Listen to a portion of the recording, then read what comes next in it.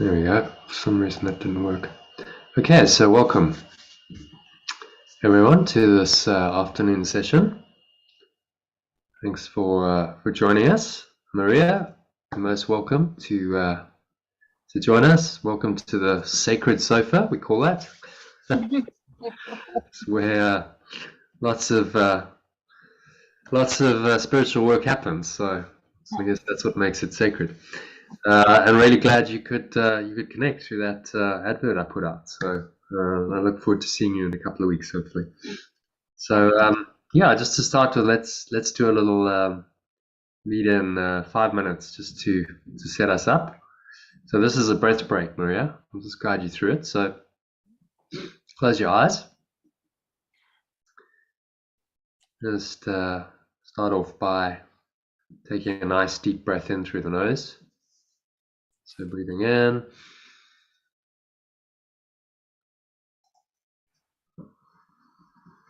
Noticing how the stomach rises and the chest rises. The subtle flow of air in through the nostrils. Just clenching your sphincter muscle, which is the muscle you use to contract the flow of urine or squeeze the last drops out to lock the energy in. You just draw the energy up the spine into your heart center and draw it on up into the crown of your head.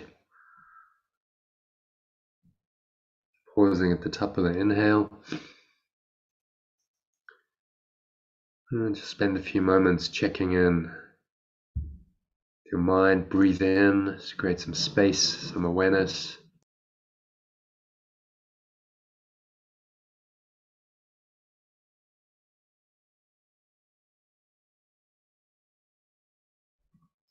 And observe any thoughts, any emotions, any sensations going on for you today. And just breathe into them, create some space around them.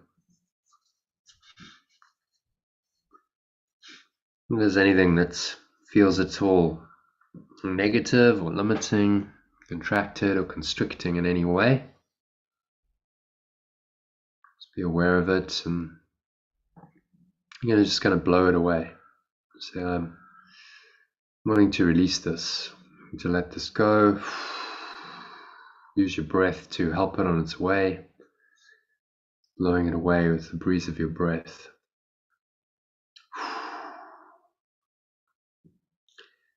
To the nothingness that it really is. Imagine it's blowing away like a dark cloud. Just going, gone.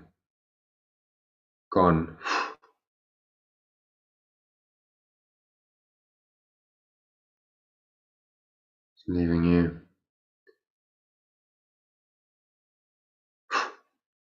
From the lower stomach into the spine. Expel the last remaining air out.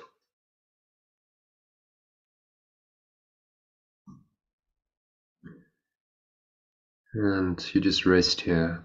The bottom of the exhale is the delicious peace and stillness.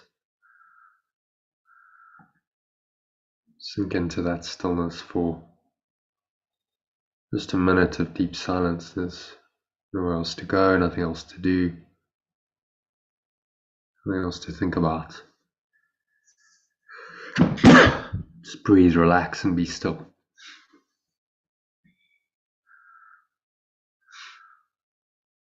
For a minute of deep silence, and let the Spirit speak to you in that silence.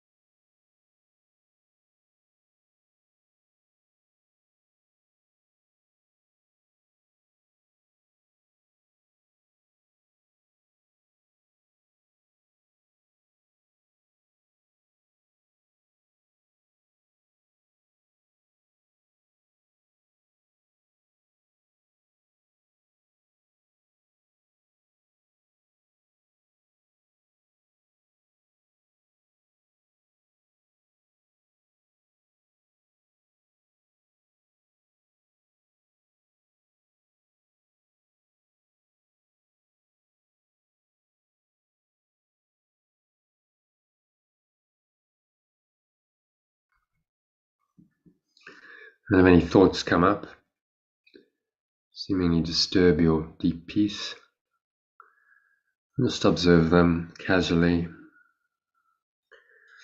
They're really not a big deal, just it's like clouds scudding around in the lower reaches of your mind.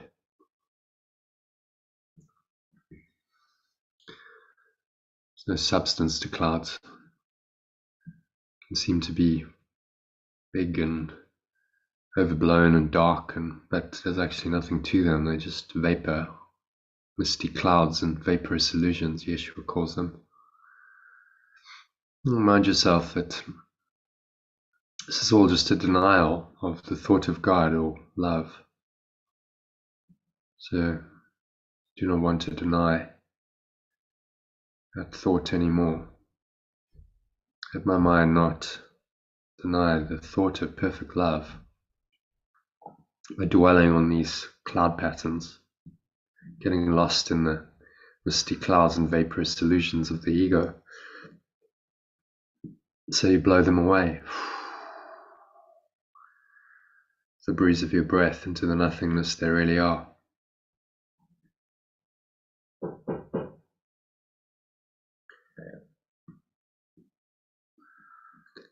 And you just rest in the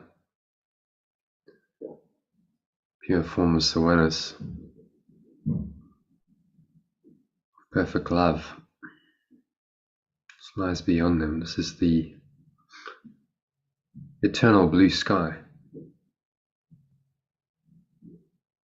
It's eternally clear and pure, only aware. Rest in that awareness, the pure formless awareness of perfect love, which is how we translate God, for another minute of deep silence.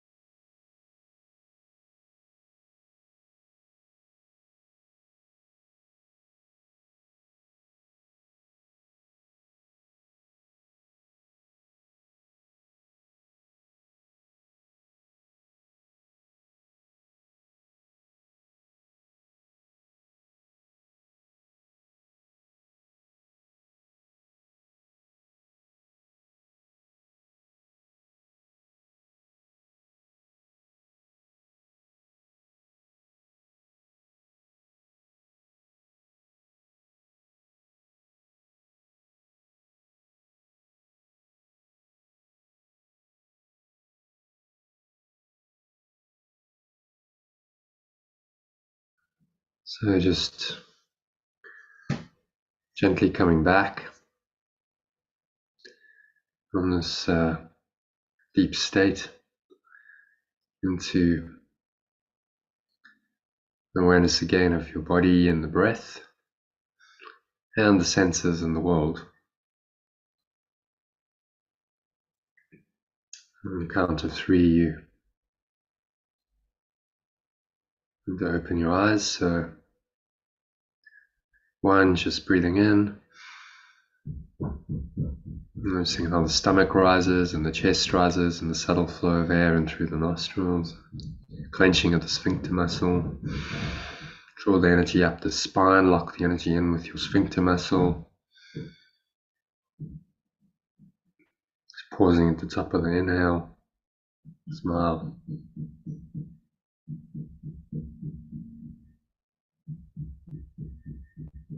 Again, check in, scan your mind, notice any thoughts, any emotions, sensations going on. Particularly anything that feels negative, limiting, contracted, constricting in any way, shape, or form. And then just let it go. Blow it all away with the breeze of your breath. Nothingness that it really is. It's cloud patterns being blown away. Lower stomach into the spine. Expel the last remaining air out. And just rest here in the peace and the stillness for a few seconds. A count of 2, notice the weight of your body pressing down into the chair, feet touching the ground. Noticing what else you're feeling and touching with your hands. Maybe there's a subtle taste in your mouth, the smell in your nose, notice that. And notice what you're hearing in the surrounding environment. In this very calm, peaceful, detached way. Without judgment, interpretation. Just stay rooted in this pure formless awareness of perfect love that guides you through the session. So it's an empty, open, spacious awareness. And this is the spirit that speaks to you. And whatever comes in that space, we call inspired. So you give the rest of the session to that presence of the Holy Spirit, remembrance of the pure formless awareness of perfect love, and let that guide all of your thoughts and your words and your actions and everyone else's in the session. So it is said and so it is done. And on the count of 3, open your eyes. Just take a minute to look around, noticing the various objects in the room around you without attachment. You notice that you're just noticing, it's just awareness. That awareness is very peaceful and very restful. Doesn't have the judgmental quality of the ego, it just is. And everything rests in that awareness, in peace. There's no judgment or condemnation of anything.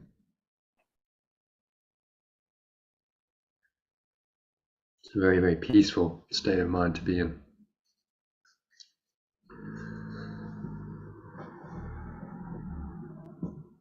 So just stay rooted in that awareness for the rest of the session.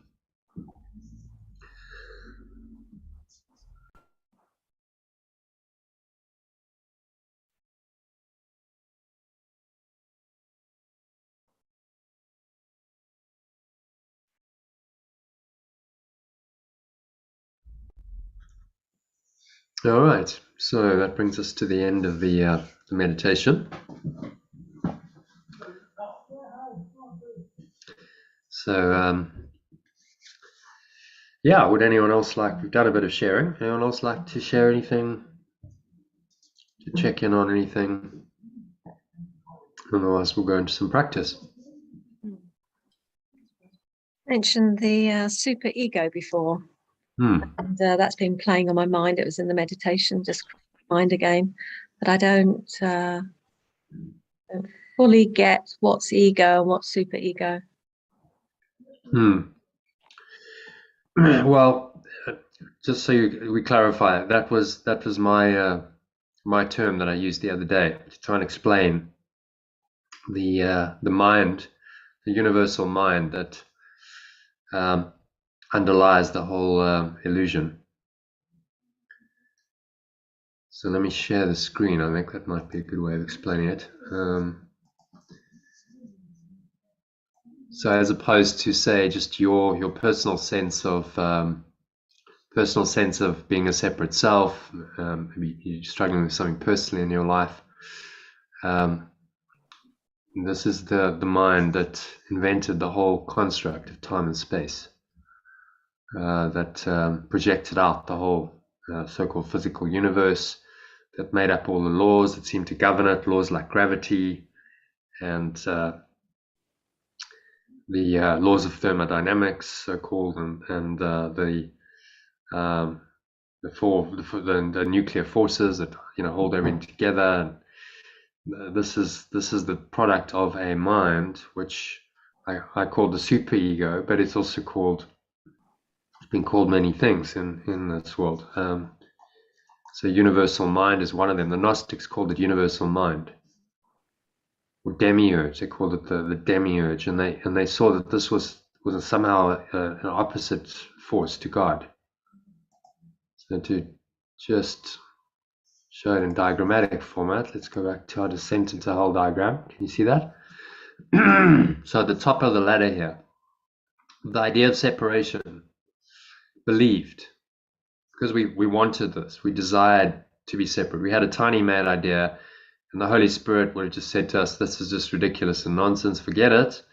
But we wanted it, and we desired it. So we made it into something, into an seeming entity that was real. And that first split, you could call the superego,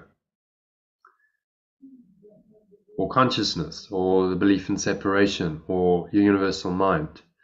It's the mind that thinks that it's separate from this pure form of awareness, of perfect love.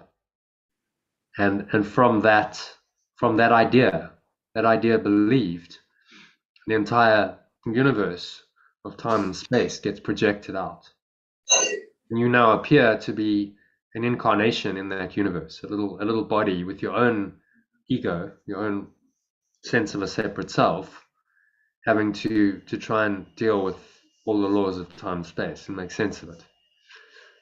So you interact with this larger projection, which is really it is a projection of your own mind, but it seems to be beyond your mind to control. I used the example of, well, you can't tell the earth to stop spinning and the sun to stop rising. This is not within the power of any human being to do, as far as we know. I don't think it's ever happened. So these are kind of laws that are been set in motion at a higher level. You can start to undo them all by undoing your own belief in separation. That's the way. So it becomes very personalized. You're never going to be able to change, on the physical level, say, well, I have the power to reverse the polarity of the Earth or to stop it spinning, or but what you can do is look at all of those beliefs that underlie the whole system and say, but the beliefs are not true. So what underlies the whole cosmos is not true. And that's how you collapse the superego, which is the overall belief in separation. So if it confused you, then forget it. Just use ego. It's all ego, and ego is belief in separation. But it's levels and levels of that ego. That's sort of what I was using to denote. So it's not your personal life and your personal victim identity. It's the mind that projected the entire cosmos out, and over which it can seem to be very big and bad and out of your control. Yes, you're saying, well, actually, you do have a lot more control than you think you do. Miracles are the control mechanism. By doing this work that he's suggesting we do, becoming aware of our thoughts and emotions that are egoic and letting them go, then we're able to ultimately transcend this and let the entire thought system go. So it comes back to you. What is your belief in the end? What is your belief? And are you willing to let that go? That doesn't mean that suddenly the Earth's going to stop spinning. and rotating around the sun. But it does mean that the belief is being unwound in your mind, and you ultimately, when you're done with this human life, you don't need to come back into a construct of time and space where all this stuff seems to happen. You've transcended it. We've undone it in your mind. That's really the key. So seek not to change the world, but seek to change your mind about the world. So seek to undo the ego belief system in your mind. So instead of believing in these fixed laws as absolute, you go, they're all relative. And interestingly, that's what science says. Theory of relativity, Einstein, one of the greatest scientists, came to the conclusion that everything's relative in time and space. There's no absolute fixed standard. So time is relative, space is relative, the speed of light is relative, the so-called constants of the universe are not constant. They're relative. They actually change. Believe it or not, the speed of light changes. Not by much, but they've measured it in different times, and these so-called constants change. So in other words, nothing in this world is actually constant. The only constant is the awareness, this domain of pure formless awareness that underlies it, the stillness that never changes. And that's what he's always encouraging us to go to. So we'll go here because this is where your salvation lies, and this is where awakening is. And you just have to let go of whatever belief you have in this ego, this consciousness, and all of its works. When you say just have to, that's the task. It can seem to be a monumental task because we're in it, and we seem to be bound by these laws. But if it's all just mind, it's all mind stuff.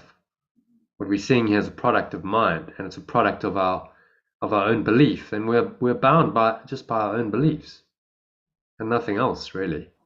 So the seeming laws of time and space that govern us here, laws like I talked about, gravity, and things that we seem to have no control over, they can actually be bent.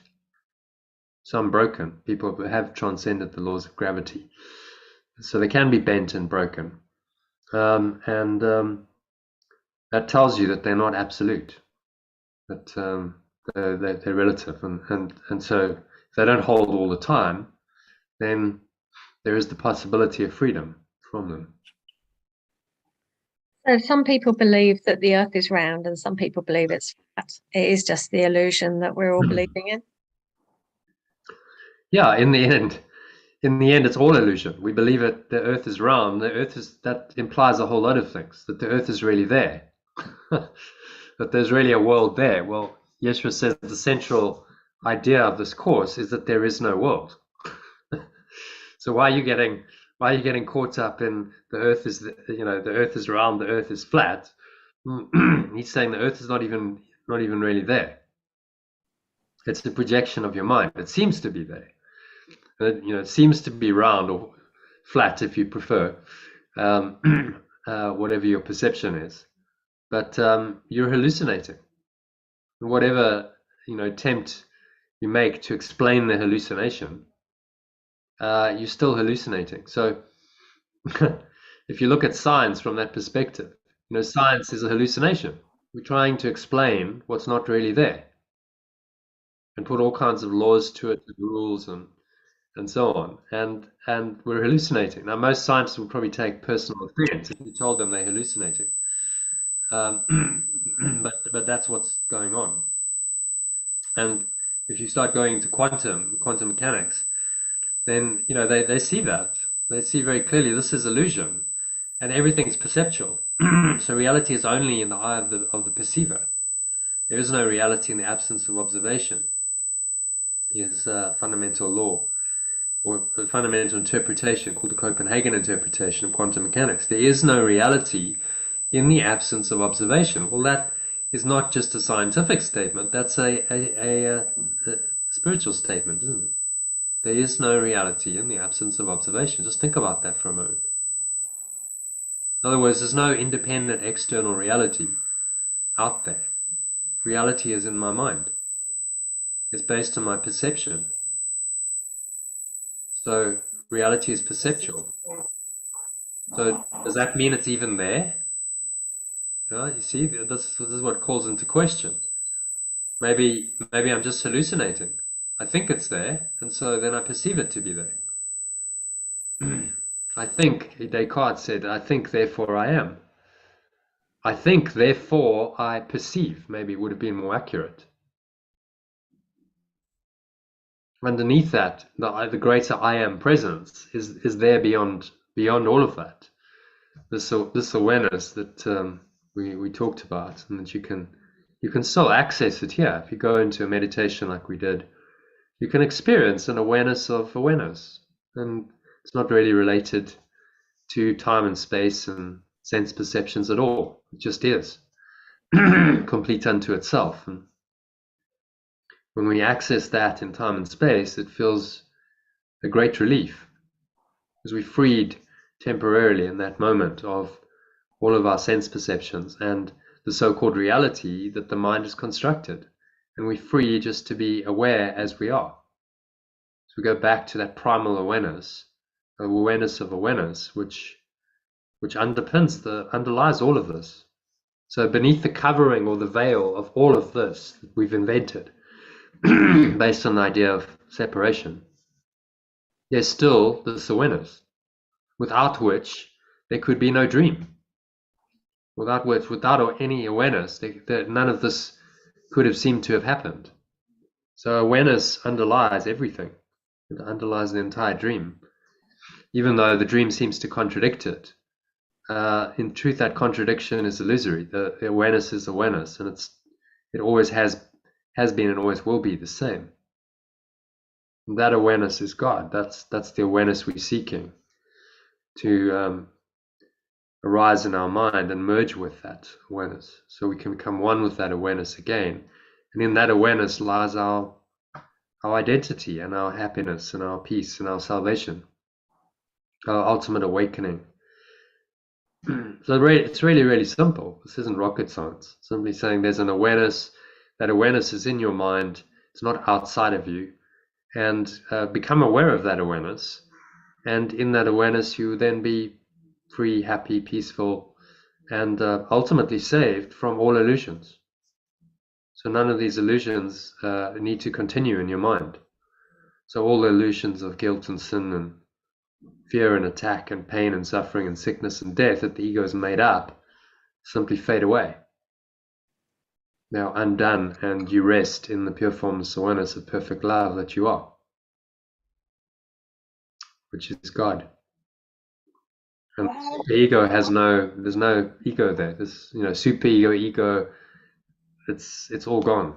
The entire belief system has been collapsed. Does that answer your question? Yeah, thank you very much. Yeah. Okay, so can you explain it back to me? What is the super ego? It's the larger mind. It's the concept of the larger picture of all the laws we've made up, of all of the belief of separation on the larger scale, opposed to just our individual belief in our separate self. Yeah, I get it, I think. Well, enough for today anyway. Yeah, so it is a part of your own mind, but it just seems to be not. The physical universe seems to be beyond your mind to control, because it's so huge, the vast cosmos and the laws of time and space. But actually, it just comes down to a belief in separation. And Yeshua's given us a detailed mind training process to start undoing that belief in our own lives, however that belief is showing up. So it shows up in our belief in the laws of the universe. If you believe in these as fixed laws, then that's a belief you need to undo. It shows up as your victim identity that can come in and sabotage your relationships. Well, then you need to undo that. So he's saying you need to do the work on the level that you're at, that you think you're at. The victim identity is showing up for you, then you need to work on it at that level and let it go. If you have a belief in the superego, and you think that this, you know, you're a scientist, you think that these laws are true, then you need to work on that belief. And just unpick all of this. This, in the end, this has all got to go, the entire thought system. So there's not one scrap left of the idea of separation. The thought of separation, which gave birth to all of it, needs to be undone completely in their mind. So there is only this pure formless awareness of perfect love remaining, and that's the enlightenment, awakening process we're undertaking. Okay, so any other questions, comments, thoughts? Anyone want to share? Yes, I want. Where did this tiny mad idea came from originally? Why? It's like a very cruel game. Like a cruel game that is play on us, isn't it? Yeah. You know? Yeah. Well, the drama of all this drama of being in this 3D experience of life. Yes. And then trying to get out of it somehow, you know, tired of suffering, and it's one thing after the other one. It never seems to end. Never seems to end. It's a struggle. So why is it? Why did the awareness that we are the one, no? The awareness? Why did it allow, or why did it? Why did it happen? So your question, I can only answer it with in this way, because it's a very good question, but there's no answer within the ego's framework. So I'm going to answer it by referring to the introduction to the clarification of terms, which is a section of the course. So perhaps you can read this for us, Maria. If you read, can you read the screen? Paragraph 4. You can make it a bit bigger if you like. Hi, can I just say before you read anything, I keep dipping in and out because I don't know whether it's my internet or what's happening, but just to let you know, because I'm not hearing everything. Okay. No problem. Sorry, I don't know what's going on. Yeah. But just to let you know, if I disappear, it's reconnecting. Yeah. Okay. No, thank you. Okay. So you mean that it is my ego that is asking that question? Yes. read this. I just read that. That's what I mean. Yeah. It is my ego. This is asking the question, and there is no answer to that. Yeah. Yeah. So read it aloud for the benefit of all of us. The ego will demand many answers that this course does not give. It does not recognize as questions the mere form of a question to which an answer is impossible. The ego may ask, how did the impossible occur? To what did the impossible happen? And may ask this in many forms. Yet there is no answer, only an experience. Seek only this and do not let theology delay you. So the answer can only come in form of an experience. And that would be very, very personal, probably very individual, very personal. So when you get a glimpse of the truth beyond the veil of illusion, you go into this, you have what's called a mystic experience. Then you're answered, because you know that there is another reality. You've had the experience of it, and you cease to question and say, well, why did this happen and how did this happen? Because in the end, there's no logical answer to that question. You see, you could spin around in that question for the rest of your life, for many lifetimes. Why did the impossible happen then? If there's only God, why did separation happen? But can you see what you're doing? You're making the separation real by asking the question, because you're assuming that it did happen. Okay. You see that? The question assumes that the separation happened.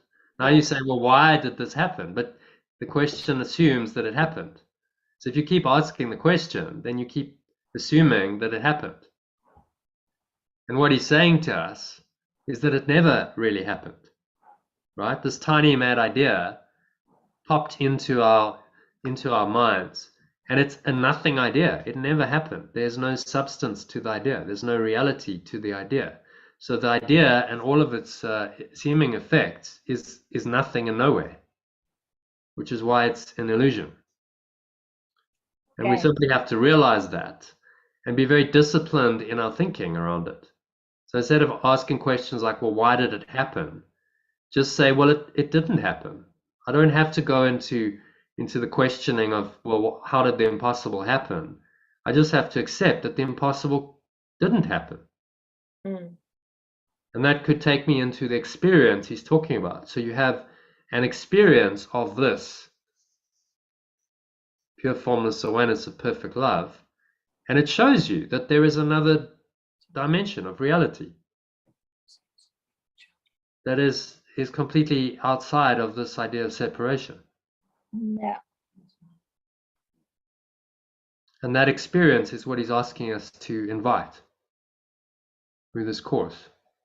So that's the answer is the experience. You have an experience and then you know God. The mystics know God because they've had the experience. Mm.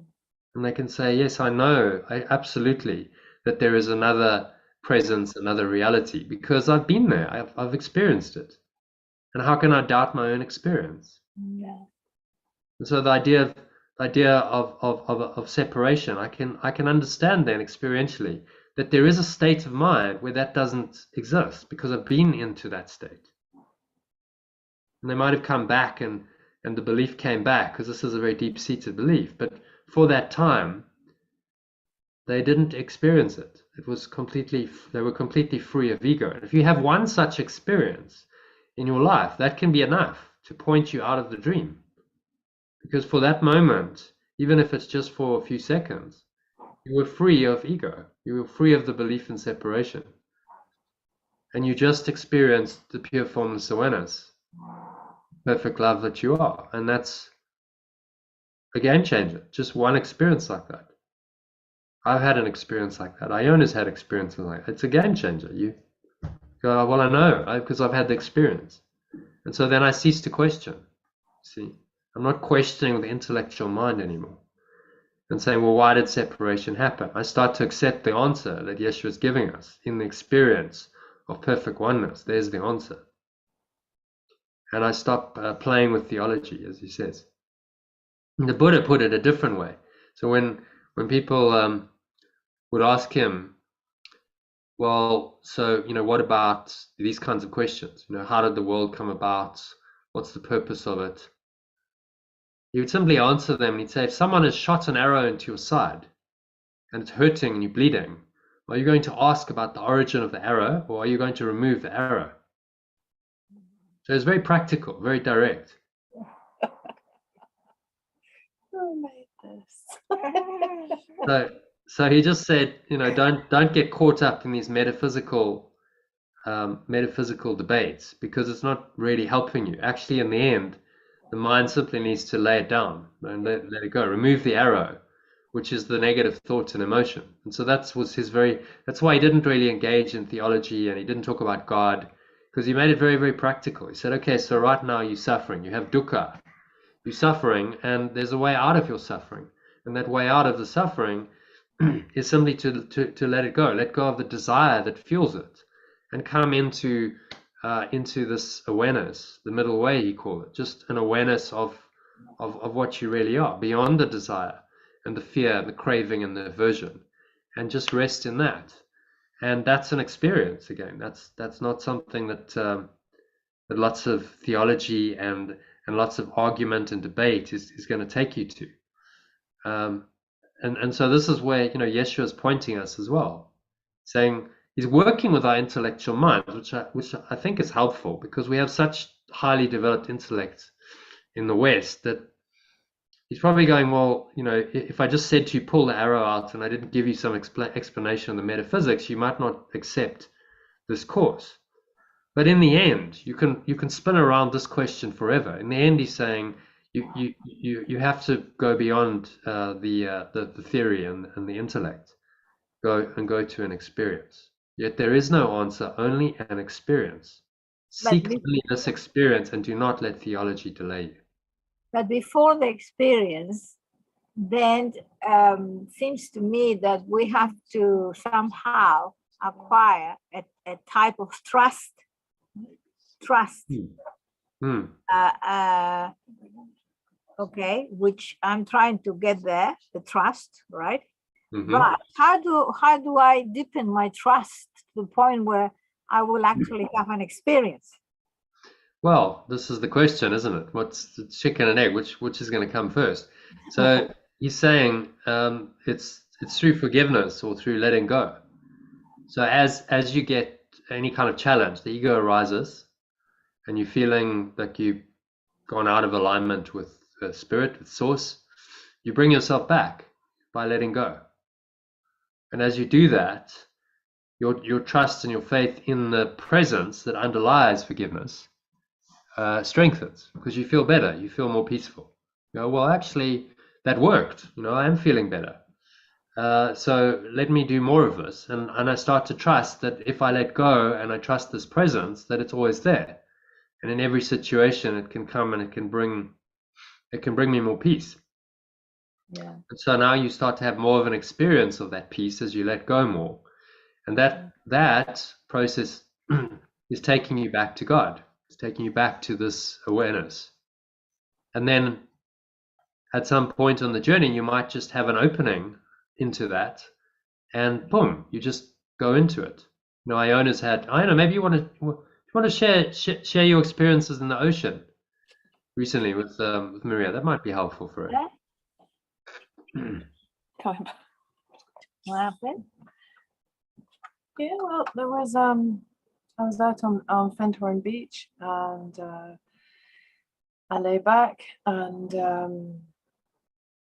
everything went very, very quiet, and I could see in the corner of this enormous expanse, it's like a little dish with little dots in it, and there was a question, oh, does it hurt? There was a sort of poking the little dots in the dish, like a Petri dish, you know, like a scientific experimental dish.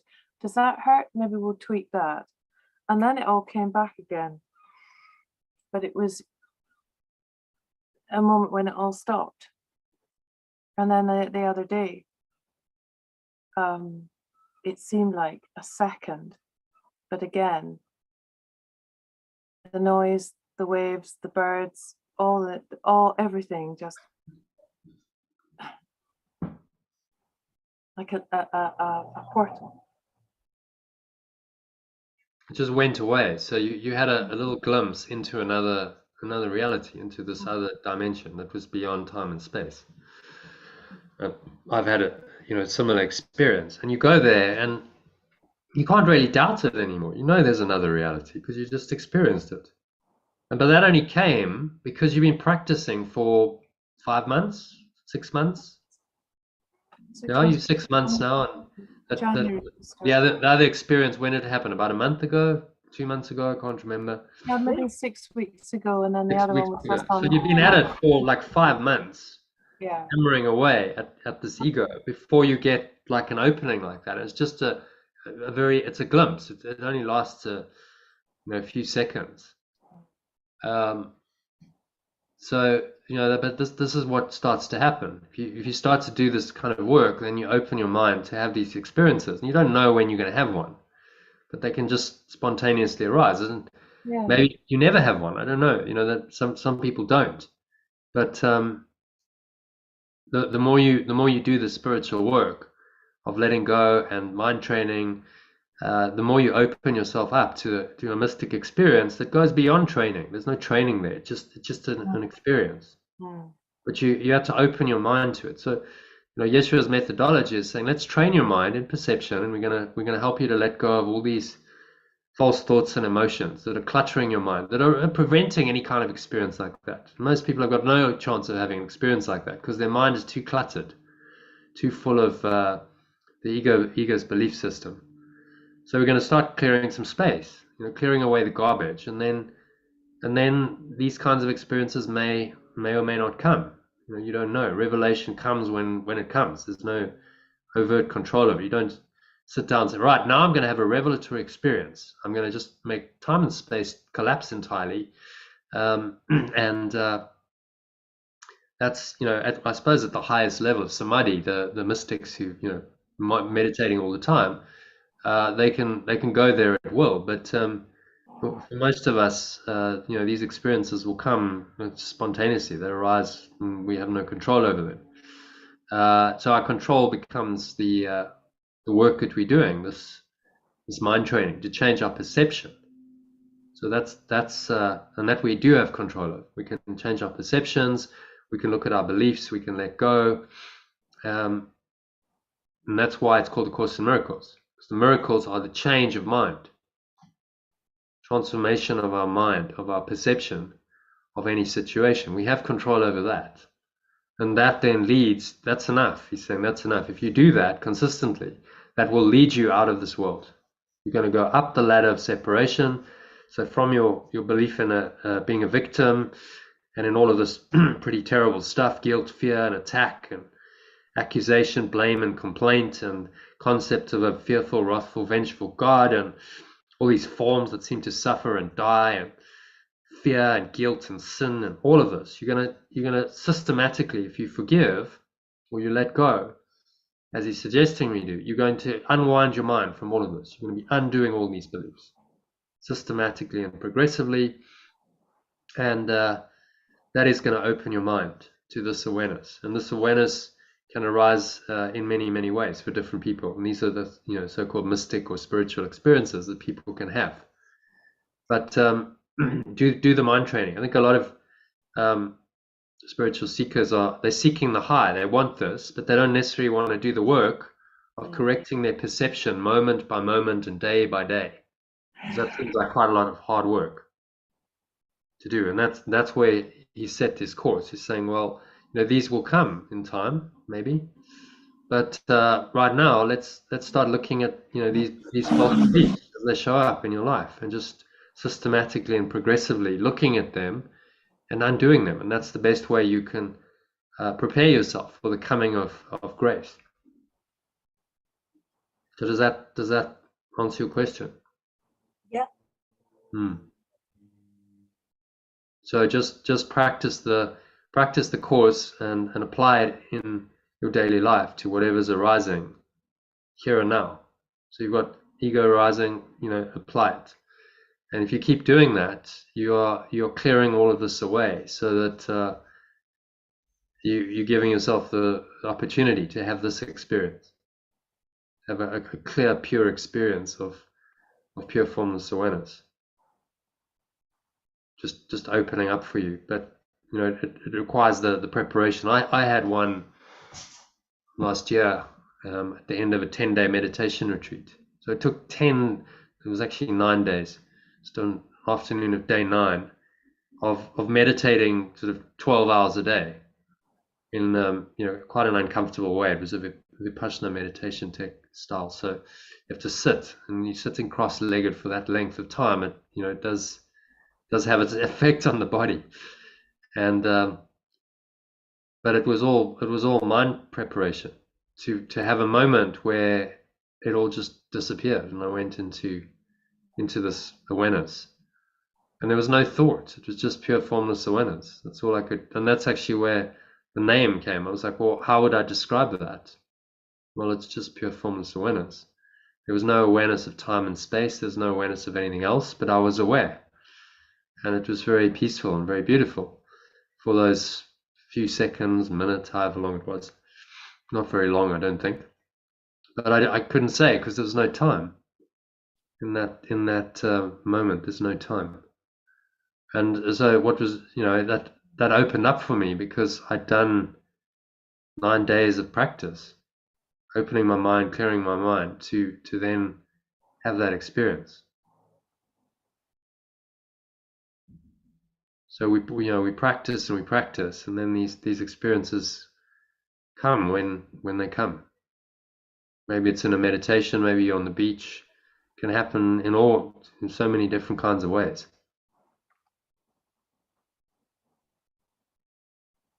Your responsibility is really just to practice this thought system, do the lessons, keep applying it to your life as the ego shows up, and that's the best you can do. Okay, so any other questions or comments, Henry? Anything to share? I've had what I feel is similar to that, or the same sort of. When I'm doing my qigong, I can just get to a place where I don't feel my body anymore, and I can't exactly explain it. I'm not well, except the way you say it, it's just aware of being aware, as opposed to being a physical body, and just. Yeah, I suppose I have a slight resistance to saying a feeling of oneness, but actually that's the only way I can describe it, where you just are just there. I don't know if that's what you're talking about, but I've certainly had those experiences. Yeah, it's just awareness. It's very, to me, it feels very simple. It feels very natural, and I've just got a sense. I mean, I guess well, maybe all children are born, or maybe you're born with some pure awareness and sense of awareness. And then basically, I suppose, situations around you, I don't know. But I remember as a child sort of questioning things that were going on, with my parents and saying, well, what? I couldn't understand why everything had to be such hard work, and why everything had to be that you had to do better than someone else, or that kind of a whole thing, and especially at school and things. And I was puzzled by why I couldn't just be me, was the only question I can way of describing it. And I was just told when I explained how, if I tried to explain, which I didn't really have the words for, the sort of feeling I had that this just wasn't necessary, all the stuff I was witnessing going on around me. I just had that sense, well, I was just sort of knocked down, and told, don't be ridiculous. And if I said how I was feeling, it would be dismissed. And it wasn't till I had my own children, actually, that I realized that the way I was behaving, that sort of template, I suppose, that I'd sort of gone along with, given into, wasn't working for me, because I just remember I had this moment and I just stopped and I thought, this isn't love. This was an experience I had with my first son, who's nearly 40 now. And I just thought, this isn't love. What I'm feeling, how I'm being, isn't love. And for me, I just had this innate sense, it was through having my children, definitely through that, this experience of this expansive, all-encompassing, never-ending, just love. I can't explain it. And it was, I remember it now. I remember it was in our first house. I just remember stopping in the lounge. I just remember stopping and thinking, this isn't love. And that set me then off on a course to try and, to work, doing my own work, my own healing work, to get some help and in the various routes that I went down in order to help undo a load of stuff. Yeah. So I feel that sort of resonates with what you're saying here. It Sort does. of yeah. Well, thanks for sharing that. Yeah, that awareness is just awareness. What can you say about it? It is, God is, and then we cease to speak, says Yeshua. God is. It's an awareness that's complete unto itself, and if you're in it, it's just very peaceful. There's nothing. It's almost too simple. You see, the ego's looking for something else. Fireworks. That's what I found. Yeah, that's what I found on my journey along the way. That everybody's saying spirituality is really hard work, and it's really this and it's really that. And I'm thinking, oh God, I must have something wrong here, because it feels quite simple to me. And I think it can be and over mystified possibly by people and organizations in order to, again, ego, keep control of people, religions. That's how I sort of saw different religions and see them at times, even though I believe the heart of them is pure. They've been sort of distorted by something. So this makes sense that it's that we distort things through our ego and belief in separation. So thank you. It's helpful. Pleasure. So it's very, very simple. And the reason why if there's an organization and they've got an agenda to perpetuate that organization, so they need followers. This kind of direct experience of truth is very threatening to that kind of organization, because you don't need them. Why do you need an organization if you can experience the truth directly? So the mystics have always been great threats to established religious organizations and traditions, because they're saying, well, just connect with God directly. You don't need a priest or a rabbi or an imam. You don't need a facilitator. You don't need to tell anyone to tell you how you should be doing it. You can go within and you can connect with this presence directly and experience it anytime. You don't need a church. You don't need a building. You don't need a particular time. It's always there. And so all the rituals and the dogmas and so on just kind of fall away in that. And it's very simple. So when you're a child and you go, well, why is it so complicated for everyone? What you're actually seeing is the eyes of a child. You're seeing the simplicity of it. It's actually, that is the truth. But it's got made very complex by the ego to try and separate us from it. If it was really simple and we just go, well, it's just an experience, it's my own true awareness, it's very natural, it's my own natural state, and well, it's pretty easy. I just need to drop into that. It's always there. The ego is going to be undone. In that awareness, there's no ego, there's no sense of a separate self anymore. So it's got to try and make it more difficult and complex, and no, it can't possibly be so simple, because if it's that simple, then you're home and you're free. And this entire thought system doesn't exist there. It just disappears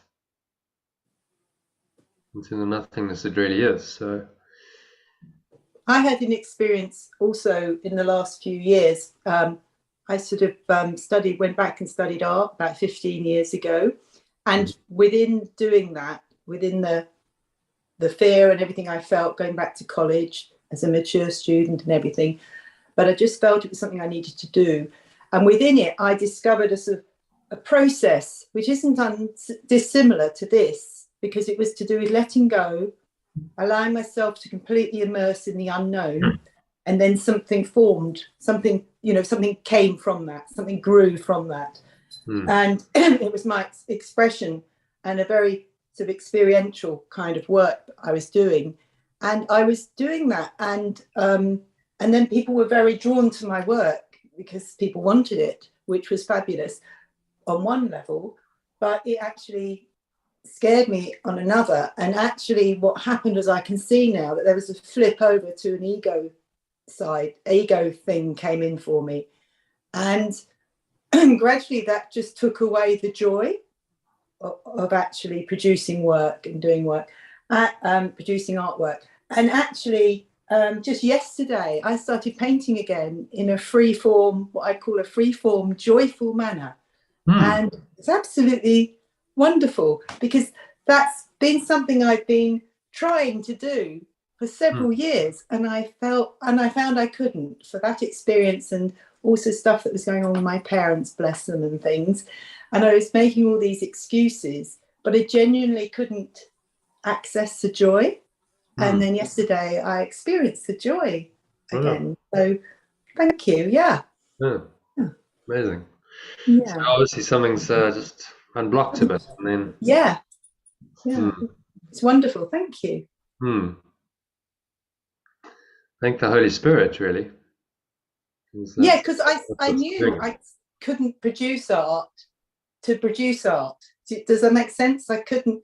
That Yeah. it felt too egotistical when it gets into the, oh, you make money, or you've got to have a website, or you've got to do this, you've got to do, if you're an artist, this is what you have to do, this is what you're meant to do in life. And Yeah. I'm saying, no, that's not the kind of artist, that's not what my whatever I was doing and experiencing was about. So it's about bringing in things from all of life, just being really. It's like a meditation. It's like being in a meditation, sort of transcending. That's how it is for me when I get really just allow myself to. Yeah, so it's the process. Yeah. Process of creative expression of something deeper coming through you. Yeah. And then yes, there's an artwork that gets produced through the process, but the point is not the form of the artwork. No. The point is the process. So yeah. So Absolutely. that's the essence of the flow state. Yes. When you're in flow, it's all about the process and the experience rather than the end form result. outcome. And you can't really mix those. If you start getting attached to the form outcome, then you lose the flow. Yeah. I found that also with my Qigong training to be a teacher. I've been doing it for at least 2.5 years. And again, it is a non-attachment to that outcome. I'm not doing it to feel better. I'm not doing it to be more flexible. I'm just doing it. And in that, you're moving the energy. The energy just moves. And if you allow yourself to go with it, you find you're in flow. Whereas if I'm trying to get into flow by moving my arms or moving my body, it doesn't work. If I come from the physical, it doesn't work. I have to come from internal and allow myself to be moved. Does that make sense? Yeah, absolutely. Yeah. So the spirit is primary. What this is saying is spirit is primary, and the world of form is secondary. So in the Taoist teaching, the Tao is primary, and then it flows into life in various ways, and that's the Wu Wei. But the Tao is the primary thing you must connect with and allow that to express through you. So if you look at it in this, in this construct, this is something that a guy called Ken Wilber put together to try and explain this, how this world works, called the integral model. And he just put the individual and collective dimension on one axis and the interior and the exterior on another, and then it forms a 4-quadrant diagram. As if you've ever done management courses, this is a kind of standard model, which is it's quite nice because it's framed in that, but it's profound teaching about how this world works. And he's saying that the intentional domain, which would be the domain of God and pure formless awareness, because it can only be experienced here. That's really the driver of all of us. This is where the thoughts and emotions happen, values, priorities, motivations. Everything's driven from here. And now that gets extended or expressed into the behavioral. So you lead with the intentional. You don't lead with the behavior. Whereas our society has got, because it's upside down, we lead with form. So it's, okay, well, you want a different outcome, right? So we lead with the outcome. I want a different outcome. So what do I have to do? Again, leading with form. What's the change of behavior that needs to happen in order to get the outcome I desire? And then we go, okay, well, you need to do this and this and this. Okay, so now maybe I need to do some skills training to train myself to change my behavior. But nothing's really changed on the intentional level. It's not really coming from a deeper desire. So it's quite superficial. And the outcome, the desire for an outcome is leading. Well, as the Buddha noted, desire is the source of all suffering. So you now think that I need the outcome in order to be happy. And then you strive for that outcome. And even if you achieve the outcome, because you're striving for something that's outside of you, you never really experience that happiness. You might get a temporary sense of some kind of relief. Oh, okay, I got it. And then, for a while, you can just kind of rest for generally not very long. And then the ego tells you, oh, okay, well, now you need another another desired outcome because you're still not satisfied. Whereas if you lead with the intentional, you say, well, I'm in that field. The Tao, God, love is directing me, and I'm feeling inspired by that presence, and my words and my actions come from that. Then I'm naturally fulfilled. That presence is what's fulfilling me, and the outcome flows from that. And it's not really about the outcome; it's about the presence moving you and directing you. And so, these are the two ways of operating. It's inside out, which is the way of flow, and in your teaching, it's Wu Wei. It's this is the authentic way, inside out. And then there's the opposite, which is outside in. I'm directed by the external to do something because I think that this outcome is going to be something I want, and that's going to bring me some kind of satisfaction when I achieve the outcome. And that's the way of the ego. And you can't really reconcile those ways of operating. They're opposite, and they feel very different, and they have different. They'll give you very different results. So most of our society has been built based on the exterior, leading with the form. So you look at the way our business systems, the way medical systems, governmental systems, all of this is being constructed. It's all outside in. And what we're trying to change is change it to inside out. So the revolution that I think we're going to see in our lifetime is that inside out. And that the flow really coming into manifestation in a systemic way in our lives, so that the way that society works is profoundly different, because it's being directed now by the Spirit, inside out, not outside in, and that the primary purpose of society should not be to produce more goods and services. You see, I mean, just look at the thinking is false. Oh, okay. So if we think life is outside in, and that our happiness is dependent on external stuff, then we have gross domestic product as a measure of success. And we go, well, the more GDP there is, the better. But that's based on this whole upside down thought system. Whereas if it's inside out, you say, well, happiness and peace should be the driving force, and these are the ultimate measure of our success as a society. Are people generally happier and more peaceful?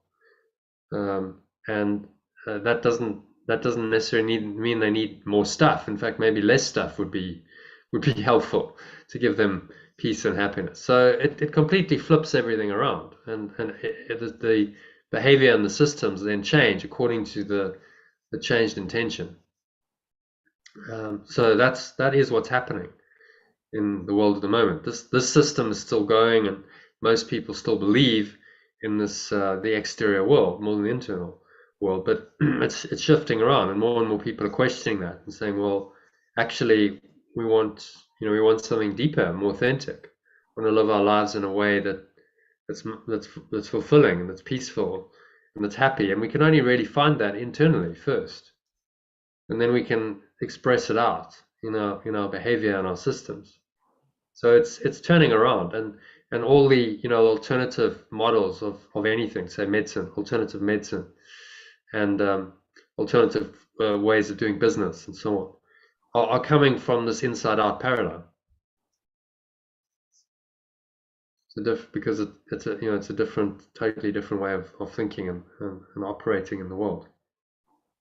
So a very interesting time. I think we're in a time where it's being turned around. This totally upside down, backwards way of operating, driven by form, is being turned around, and now it's becoming inside out. And the people and the organizations that are doing the inside out thinking are starting to perform better. They're actually winning the game, even though they don't necessarily want to win any game. But it's much more functional than this other thought system, which clearly doesn't work. Okay, so I thought let's just have a quick look at today's quote, and then there's a bit of reading, and then we'll go into the lesson.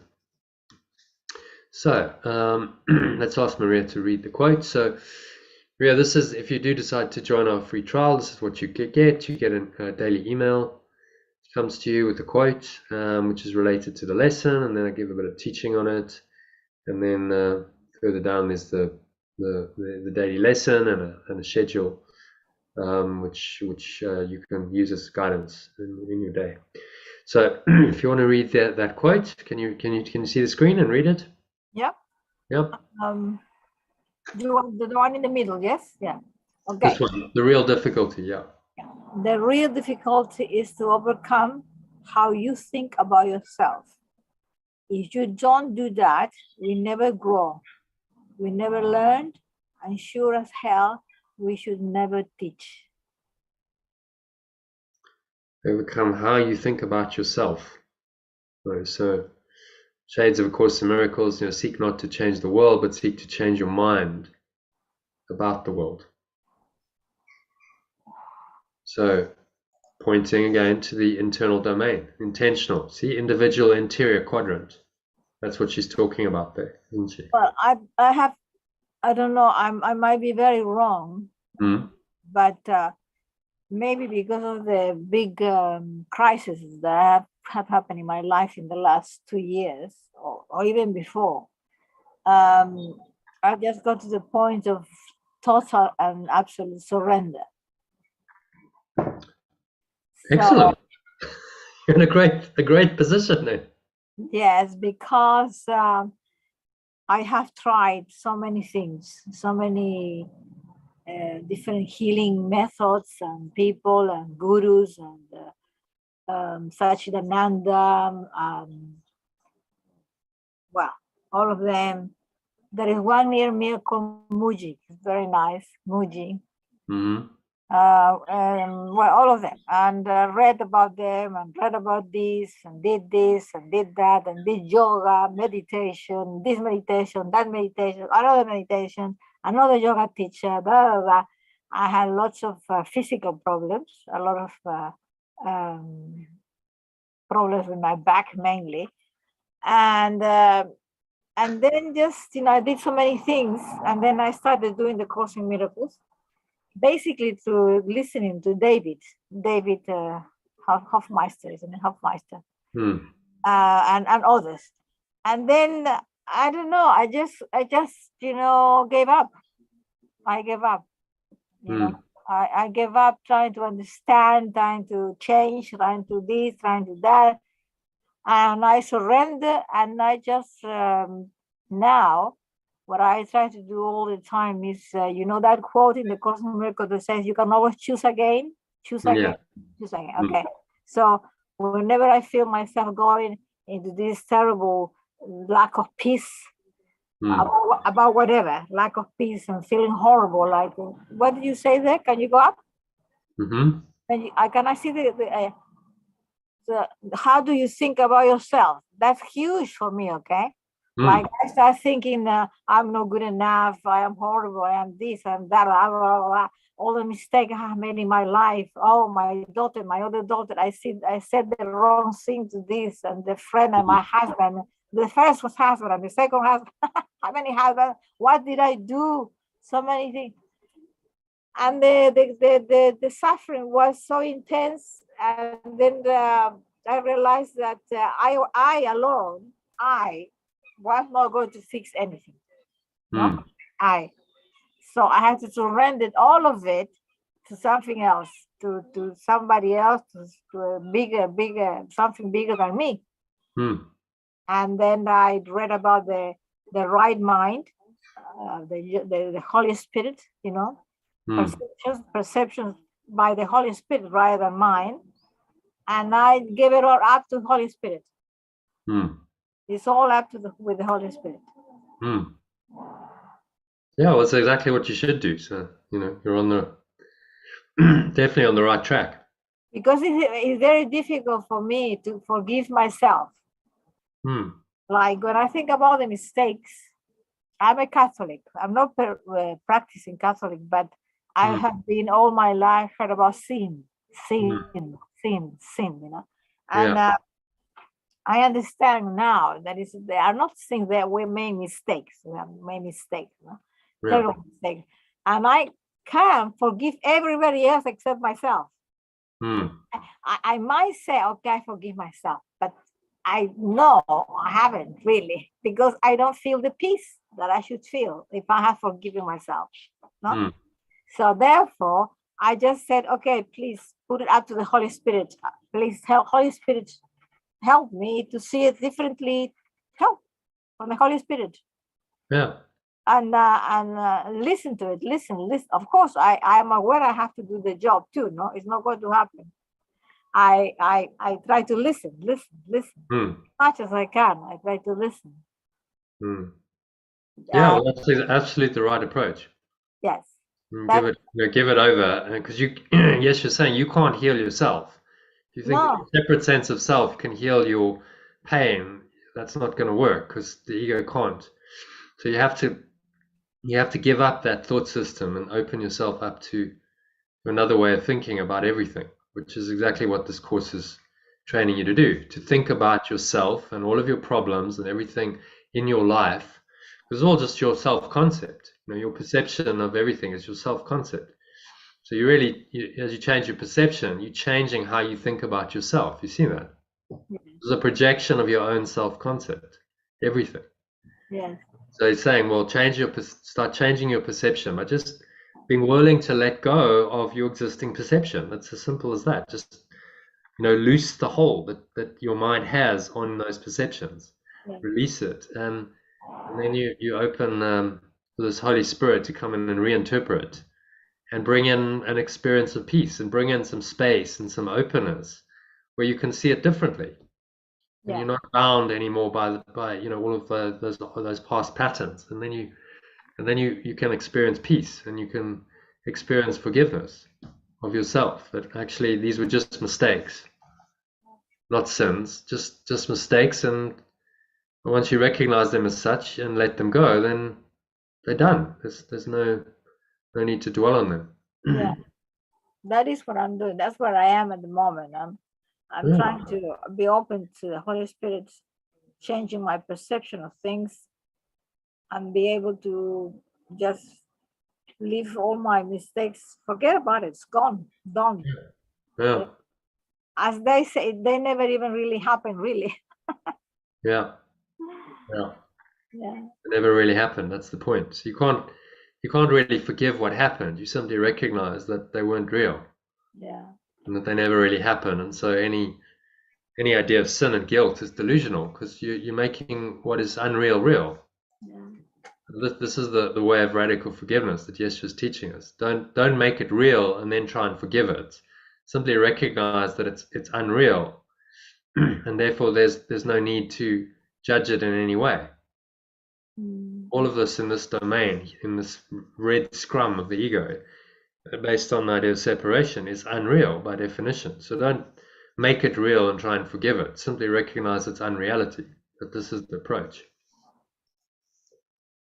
Okay. So if you want to just read the first couple of paragraphs for us there that I've highlighted.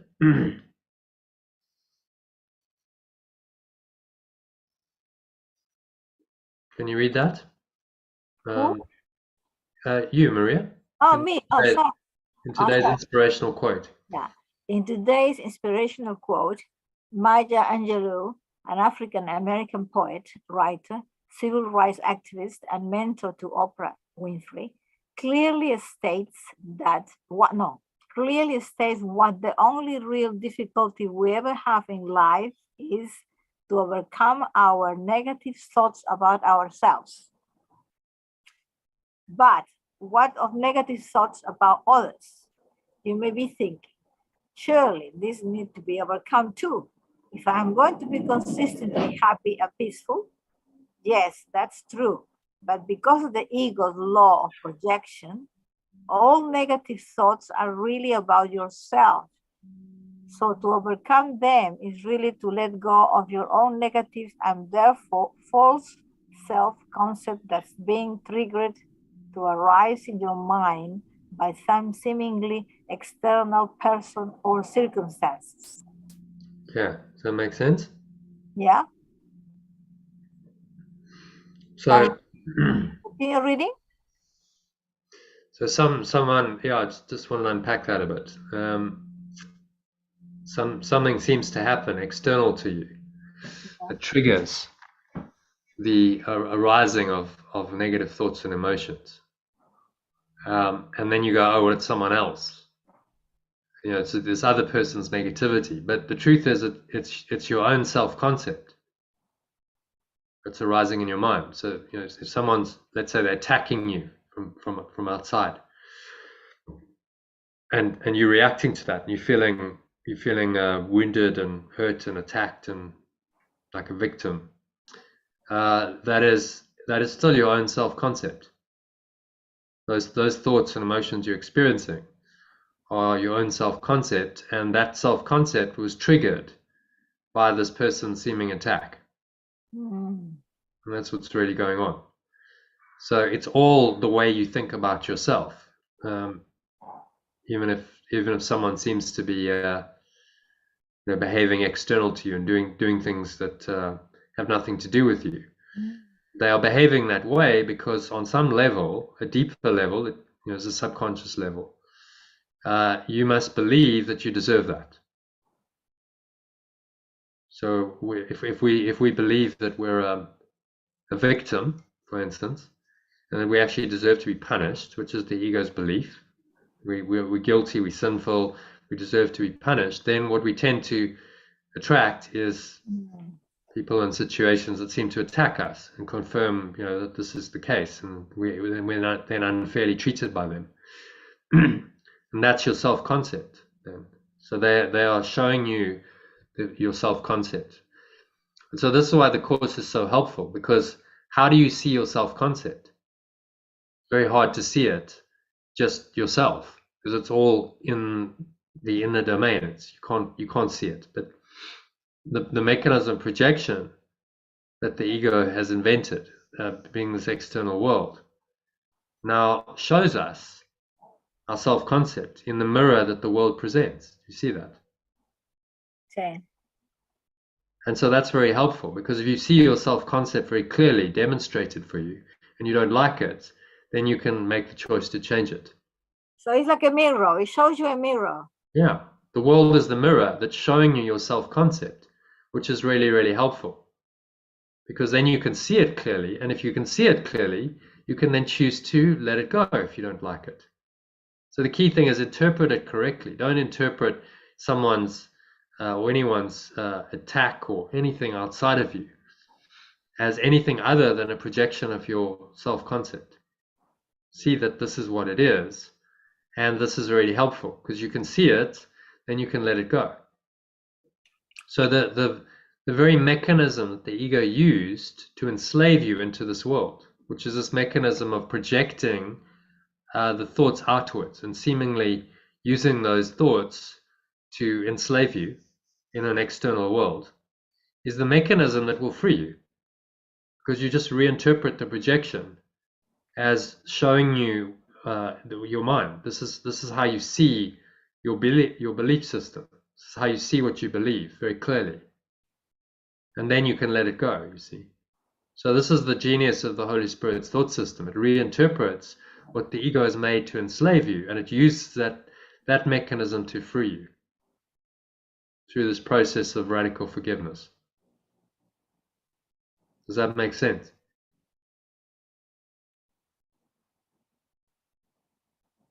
Yeah. So that's very, very simply what we're doing. It always comes back to you. Okay, this is my own self-concept.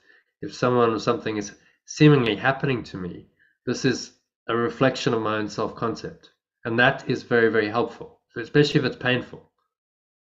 Because then I'm seeing that self-concept, which is my negative self-concept, in very clearly on the movie screen that this world presents. And now I can make a choice about it. If I see it correctly, I can now choose to let it go and be free of it. So this is what this quote is pointing us to. Okay, so any thoughts or questions about that, anyone? So letting go is the same as forgiving yourself? Yeah, so letting go is really the letting go of your own negative thoughts and emotions that make up your self-concept, false self, and that's forgiving yourself. So that's why in this program, the Art of Letting Go program, we talk more about letting go and forgiving, because forgiveness can be misunderstood.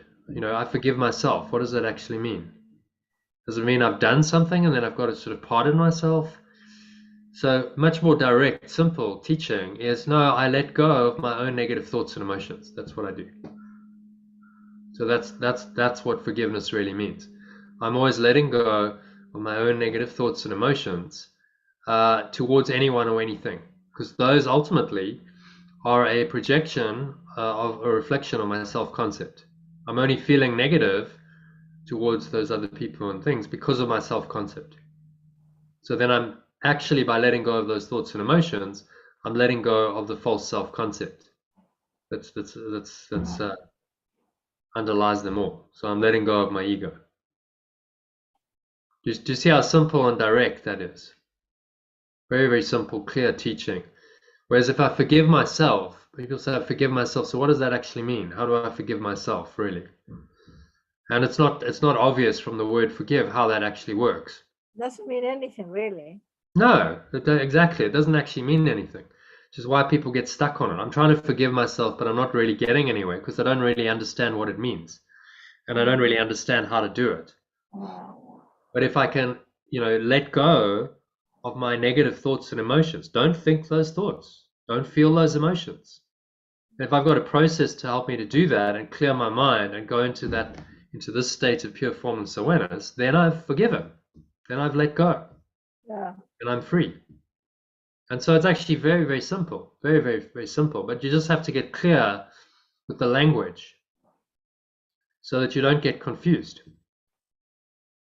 So that's why we, play with the language, and instead of forgiveness, we'll talk about letting go, because it's very direct. Yes, just let go of your negative thoughts and emotion about anyone or anything in the situation, because that negative thoughts and emotion is actually about yourself. You see? Not really about someone else. They're seeming projection. They're the setup. The ego sets you up to think that there's really someone else. But actually, it's about you. Yeah. And so that's a very, very clear way of getting to your self-concept. This teaching of everything's just a projection, and see it as a projection of your self-concept will undo the ego quicker than anything else. But the ego is going to try and prevent you from seeing that. No, it's not your self-concept. The person is really outside of you and doing something to you that isn't related to you. So it's outside of your control. This is the setup. This is what it tries to tell you. And it's the reinterpretation of that illusion to bring it back to yourself and say, no, this is my own self-concept. I need to let it go. That's absolutely key to this letting go process and your awakening process. Okay, so let's have a look at the next paragraph. Henry, if you can read that kindly. Another way of saying the same thing. Where are we? Yes, that's true. Is that? Oh, here. Another way. Wait, sorry. Another way of saying the same thing is that you're always judging yourself, because everyone and everything is a mirror that reflects your own beliefs back to you.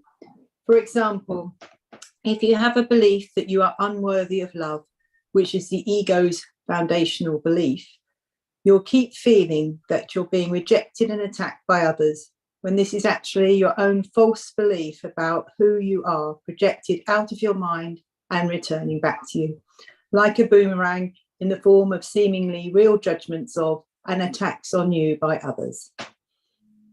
Yeah, makes sense? Yep. Yeah, definitely. Yeah. Just a mirror, it's just a boomerang, however you Yeah. want to phrase it. And if you see it as that, then it brings the control, responsibility back to you, which the ego doesn't want, because it likes to blame others and say, it's not, It's not me, it's them, and they to blame. And so I'm off the hook. They're the ones to blame, and they're the guilty parties. But that keeps you forever a victim. It means you're forever doomed to think those thoughts and feel those emotions. Whereas if you take full responsibility, say, no, actually, this is my own projection. I'm doing this to myself. Therein lies your freedom. Okay, well, stop doing it then. If I'm doing it, then stop doing it. Yeah, it's so simple. I mean, why we struggle with this? It's crazy. Because the ego's got a hold on all of our minds. But it's such a simple idea. No, well, it's actually you who's doing it to yourself. Therefore, if you realize that, you can stop doing it, and therein lies your escape from any pain and suffering that you're really self-inflicting. Seems to be playing out through other people and situations in the world. That's the illusion. But if you really do this, you start to see that those illusions dissipate and they just fade away and they're undone. So that shows you then the miracle of some kind of transformation on the level of form as a result of changing your mind, shows you that this is true and that this thought system works and that there is healing here. And so the more you practice it, the more you start to see it works, the more you believe. The more your belief is strengthened, the more this true awareness, pure formless awareness, is strengthened. And you start to go, you know what, I can trust this always. This thought system works, and I've just got to apply this in every situation in my life without exception, and I'll be okay. So I have now one single guidance system, very simple thought system that I can use to guide me without exception in every situation in my life. Well, that's quite a revelation, really, compared with the confusion of the ego's thought system. And so it's a very, very simple thought system, that operating system for our lives that Yeshua is giving us here. Just let go of whatever doesn't serve you. Recognize that it's not helpful. Let it go, and that's going to restore your mind to your true nature, and help you to give you the practical guidance that you need in this world. So that's then the flow, Wu Wei. That's then the flow of life guiding you from the state. You've let go of the old way, your way, and then you open to another way, coming in and reinterpreting and guiding you moment by moment through your life. Okay? So any thoughts or questions about that paragraph? No. So let's move on then to the next one, as the denial of God. So Sally, I don't think you've read. If you can read the next couple of paragraphs for us, please.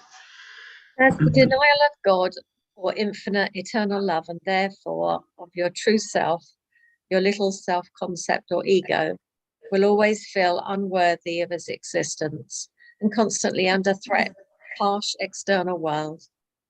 But if you are really the pure formless awareness of infinite internal love, then how can you identify with such a ridiculously limited self-concept and expect anything other than insane and dysfunctional results?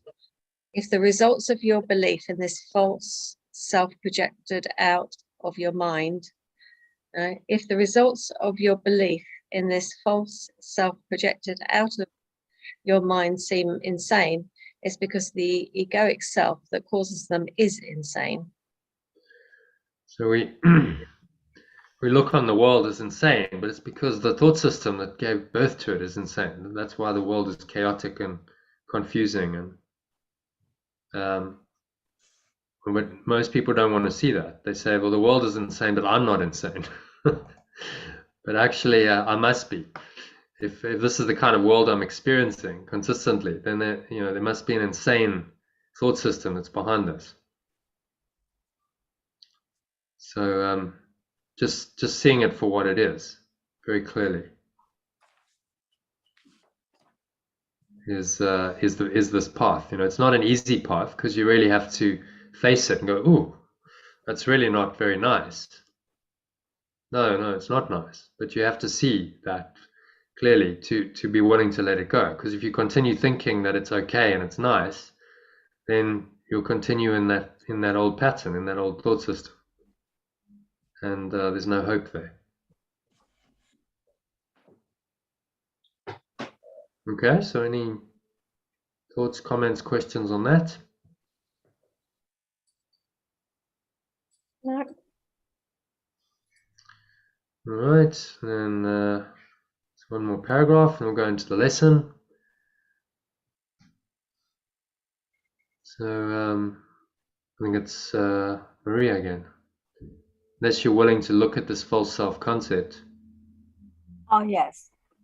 Unless you're willing to look at this false self-concept with brutal honesty, see if you see it for exactly what it is, the denial of your true self, which is unconditional love, along with everything good, beautiful, and true that goes with love. And let go of the negative thoughts and emotions that give it apparent existence, as they arise in your mind in response to seemingly external circumstances. You cannot grow spiritually or learn or teach anything of any real value, as Maya Angelou points out in today's quote. Okay, does that make sense? Yeah. So you have to look at the self-concept with brutal honesty, really see, okay, everything I've experienced that's ugly, that's unhappy, that's made me and others suffer is my self-concept. So it's my responsibility ultimately to let it go. If I want to carry on in believing in the self-concept, then I will continue to suffer. So unless I'm willing to really look at the ego, I can't really grow spiritually or learn or teach anything of any real value because I'm believing in what's false. My false self-concept can't really do anything of any real value for anyone. It requires a lot of spiritual honesty, which can seem quite hard, you know, when you're starting on the path. And a lot of people shy away from it because they want to protect their ego, so they want salvation, but they don't want it like that. So they look elsewhere and they go, well, let's try and find something gentler, something that sort of is not as brutal, not as direct. but then their self-concept just carries on. And unless you deal with that, then you're not really doing anything. So what I like about the Course is he's just very direct. He's saying, let's just go straight for the ego, straight for the self-concept, because that's the problem, and let's just address it directly and get this over with.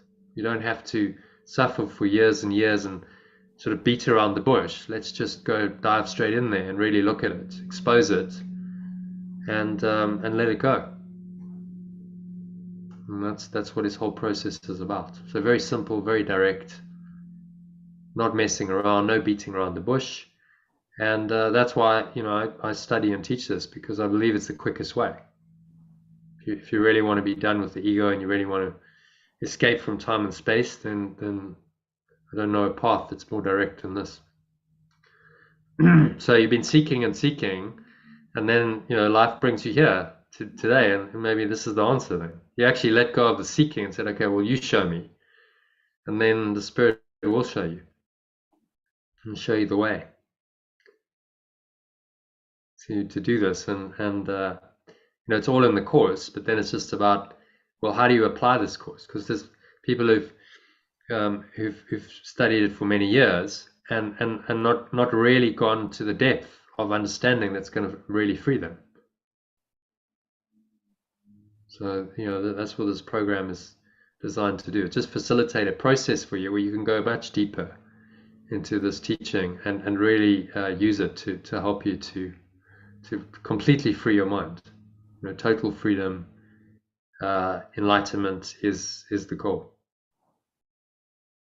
in this life. Okay, so any thoughts, comments, questions on that? Otherwise, let's go into the lesson, shall we? There's as you can see, I always give sometimes some bonus material. So there's a discussion session from last year you can listen to if you get the email, if the live sessions are quite enough for you. And that leads us into the lesson, which is related to the quote. So I'll pick the quotes to kind of warm up to the lesson. So yeah, let's have a look at this. Does anyone need a quick break? Okay, carry on. So Yeah, I'm just going to get some water, if I may, please. yeah, no problem. Won't be a Do moment. that. Do that. So what we do is just translate this. So I don't know if Iona's told you, Maria, but we're busy with actually translating the course into an alternative language that's maybe just a bit easier for people to understand. So sorry, wrong one. Let's just go. So lesson 164. So because the language is a pointer into the mind, into states of mind. The idea is if we change the language, get a deeper understanding, that can facilitate a deeper experience for us. So we try changing some of the Christian language, so terms like God and Spirit, Holy Spirit, and salvation and Christ, and we just translate it into an alternative language that seems to work for people. Seems to be quite helpful. Okay, so it's 165. So then what I do is we just take the original, and as part of the session, we translate it into something else, into this alternative language. So here's the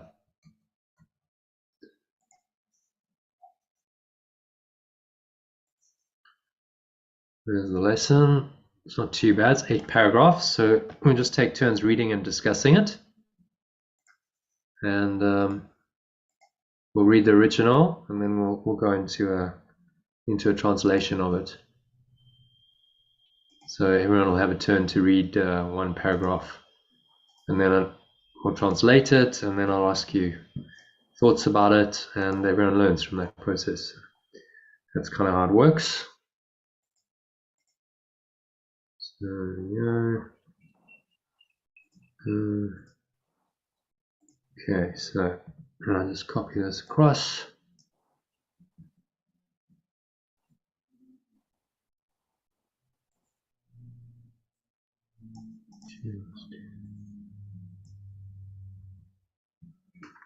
Right, so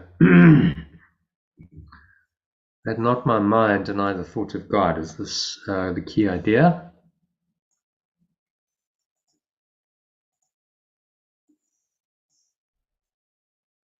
So let's maybe translate that to start with. So we translate, anyone like to have a go at that translation?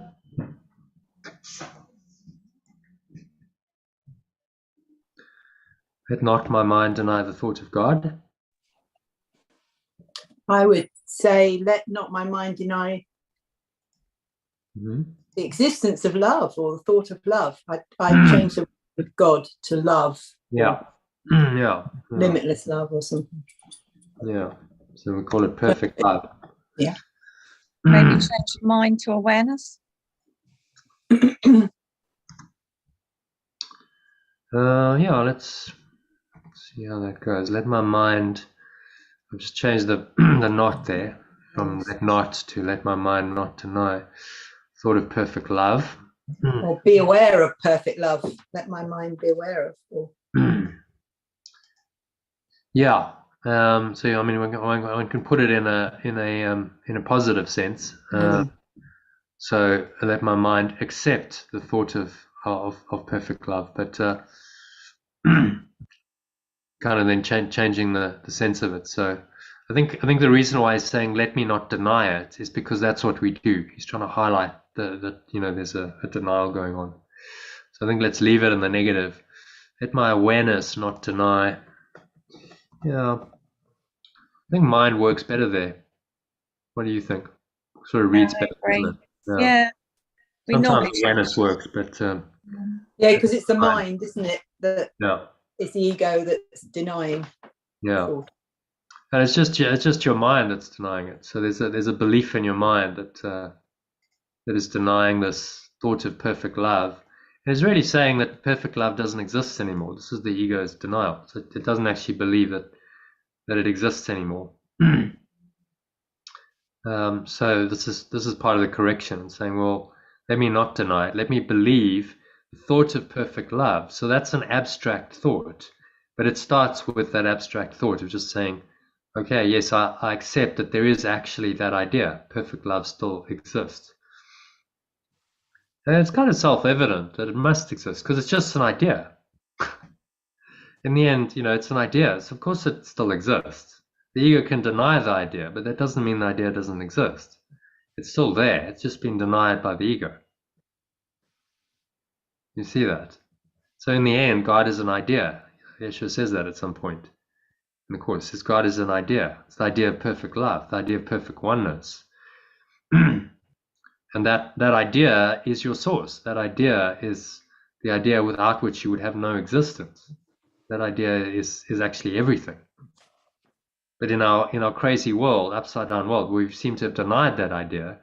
We now have to start accepting it back into awareness. And so that's what these mind training lessons are doing. Let me not deny this idea anymore. Okay, so reading number 1. Who would like to start? Read the first paragraph. Sally, do you want to kick it off? Yeah. What makes this world seem real except your own denial of the truth that lies beyond? But what your thoughts of misery and death obscure the perfect happiness and the eternal life of your Father wills for you? What could hide what cannot be concealed except illusion? What could keep from you what you already have except your choice to see it not? Deny it, it's there. Okay, so let's paste that in there. So what makes this world seem real except your own denial of the truth that lies beyond? So that's what makes this world seem real. You see what he's saying here? Your own denial of the truth is what makes this world seem real. Mm. So we have sense perceptions and we have all this the sensory world that seems to make it real, but it's actually your denial of the truth that lies beyond this world, this domain of pure formless awareness that's making all of this real. And the sense perceptions are there just as the form of that. They are the expression of that denial to convince us that we're right. See? The denial happened on a metaphysical level first. Before senses were invented, before the world was invented, the denial happened. And that denial then was given form and got projected out into a seemingly separate world, separate universe. And then we've got physical senses going on. We now seem to be incarnated as a form in that universe. And all of that is just a manifestation of the acting out, really, of the denial, which was a belief. So that's why he's saying, what makes the world seem real except your own denial of the truth that lies beyond? So if we continue to believe in this, then we continue to deny the truth that lies beyond. So by believing in what your senses are telling you, you are denying the truth. Does that make sense? Yeah, I had this experience last night, and I'd done one of your meditations, the theta 1 hour session meditation. Okay. And so I was in formlessness. I wasn't aware I was, but I was obviously in the formlessness. And then I came back to an awareness the dog was licking my face. And I had this real confusion there for a bit, like, am I that? Am I that? It was like, I couldn't possibly be that formless. So I chose to come back and be the owner of the dog licking my face. But I had this real confusion. It was like, just for a minute, it was like, who am I? It was like very strange. But obviously I chose to be in the illusion. But I think it was a feeling like, how could I possibly be that oneness, that everything. Hmm. In that moment of confusion, that was what was going through me anyway. Hmm. Mm. Interesting. So there's the two thought systems, in that experience right there in juxtaposition. So you're in deep, pure formless awareness. You're there, and then dog comes back, sensory perception, licks your face. Dog, you the owner, you should pay attention. And so now you have the two thought systems, and because you were so deeply in this, now the other one suddenly comes into awareness, and you're like, whoa, like, which am I? Yeah, Which one is exactly. correct? And the one they seem to contradict each other.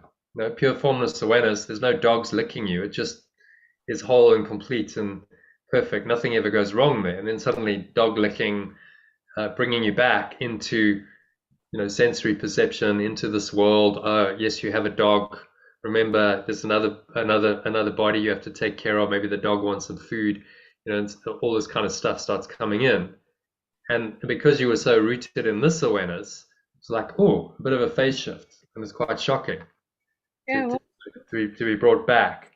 But that's that's how it goes. There's a contrast between the worlds, and you do start to see through these experiences that actually you have to choose ultimately.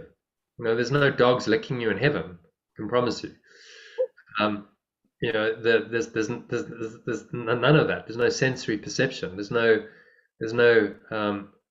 other beings outside of you with forms that need to be looked after, and that doesn't exist. And so the choice ultimately is to go there temporarily. Yeah, okay, you come back and you feed the dog because that's what love would do, but don't identify with it. That's really the thing. Yeah, it was So quite that's- interesting for a minute because I was able to observe the dog licking this body's face, and I wasn't the body. I was outside the body observing it happening just for a Yeah. moment. Yes. So that was quite interesting. I don't think I've had many out-of-body experiences before, but Yeah. that seemed like it's interesting. It's just Yeah. Mm. Yeah. Well, you realize that you weren't the body. So there's a sensation that there's. I mean, you could presumably feel it, but there's an awareness that's able to observe that and say, but that's not really me. Yeah. It's just observing the whole scene as though it's some kind of independent presence looking from above on the whole thing.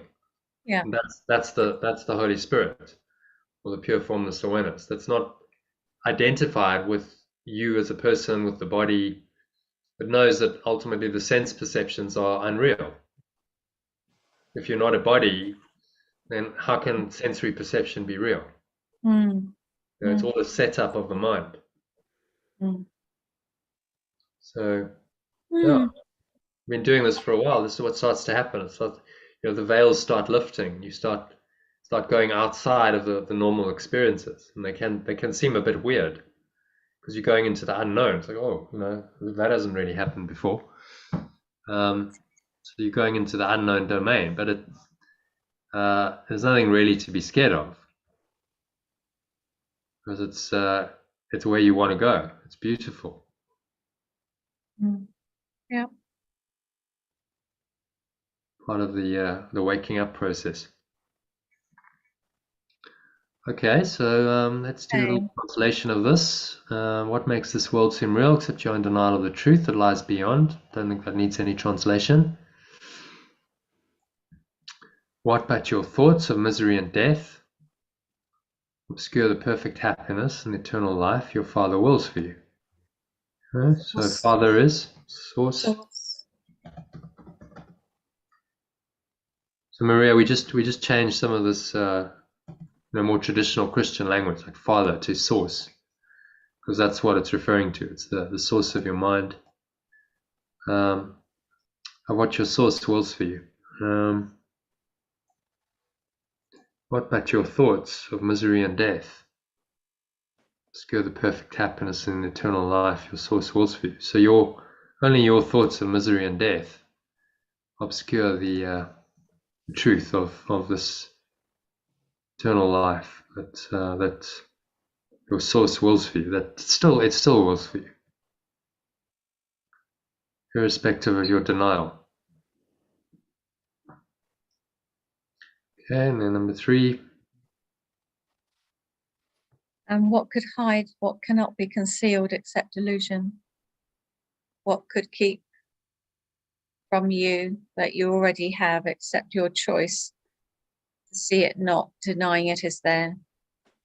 To not see it?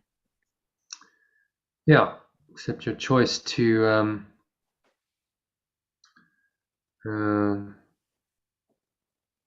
the choice not to perceive it. How about that? So we don't split the infinitive. Choice not see it or perceive it. What do you prefer, perceive or see? I think maybe perceive. See it seems to work better in this one, doesn't it? Yeah. One question, Jonathan. Yeah. I think I understand the idea of changing this very Christian word God. But on the other hand, on the other hand, isn't source going to be the same? Because we all understand God in different ways. Anyway, now, the Hindus, the Christians, the Muslims, for them, their God is whatever it is. So now you put source, it's going to be the same. Just say that again. Your what do you say? Replacing the word God for source. Source, yes. Source.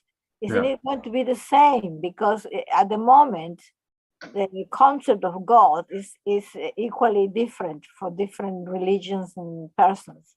The word source, isn't it going to be the same? It's going to be interpreted in different ways? Well, I think it's harder to misinterpret it. Source. Okay, this is the my very source, the source of my being, the source of my life. I don't mean misinterpreted. I mean interpret. Interpret, yeah. So people. So like what is God for me is not the same as what is God for my neighbor or somebody else. Yeah. That we already know that, and we accept that. At least a lot of us do accept that. That your God is just the word, but in the end, I think we'll be coming to the conclusion that we all mean the same. But source, the word source, is it going to be the same problem or the same issue or the same? Well, I mean, it's always possible to misinterpret words because words are symbols of reality. It's just a pointer to the truth. But a word like source doesn't have as much misperception around it already. So the word God has been used so much by different religions, different spiritual paths. So that word is loaded for a lot of people. It's loaded with meaning. And so it's more likely that word is going to be misinterpreted than a word that is a bit more neutral. Source hasn't got loaded with all of that. So maybe the idea of the changing the language to say source is just to strip away some of that, the misinterpretation around the God word and allow people a fresh experience through an alternative word. Okay, source. Well, maybe that just opens up a different experience of what that is for you. And if you want to misinterpret it, you still can. But I think it's harder to misinterpret that. No, I have never used the word misinterpret about either. And maybe I should understand. How will people understand? Understand The meaning of source. Well, it's interpretation, understanding. It's the same. It's perception. What do they understand by that? So because maybe that word source is not loaded for them. Hasn't been that used. Some teachers and teachings have used it as a pointer, but it certainly doesn't have the same kind of existing meaning for people as the word God. So then there's not all that conditioning around it. So maybe that opens them to a fresh understanding of it. And that's really why we changed the language. So just using the word source for someone might open them to, oh, okay, actually I can have a different experience with this now. Whereas use the word God, and they've got a lot of conditioning around God, around the word God, because of their personal history, then they are misinterpreting the word. Mm. And Yeah. the changing the language can help them out of that misinterpretation. That's what we're doing. I certainly, that's what's drawn me to this course, is this reinterpretation, because whenever I came across Course in Miracles like donkeys years ago, I don't know when, I can't even remember, was always put off because of the terminology. Yeah. So I feel this makes it more accessible to many more folk. I feel that's the intention behind this. Yeah. Because I get stuck, even though I clear on it and try and let go of it. There's such connotations with the word God, my upbringing and in society. And God feels like it's kind of personalized, whereas source feels universal. For me, that's a sort of interpretation. So there's a good example of why we change it, because for you, God is loaded, and then you have to now deal with that loaded word and all of the interpretation around that. Ultimately, you'll let go of that, but maybe the most helpful way is to just change the language, just to help you to release something and go, actually, that's what God is. So use another word. Just like, let's not beat our head against a brick wall. Let's just go around the brick wall. Just find another word, and that then opens up another experience, and then you open to this path, whereas before you were maybe closed to the path. And just a change in language. Yeah, because I had God held over me as a kind of threat almost as a child. And I think probably quite a few people have had that experience. So yeah, I'm working on letting it all go, but this is really helpful for me. I don't know if that helps Maria understand that. Yeah, well, you heard it from someone who absolutely that's the issue, and that's a common issue. A lot of people have that resistance when they come to the course, and it puts them off the course. And they go, no, this isn't for me. I don't want anything to do with God, religion. That's all.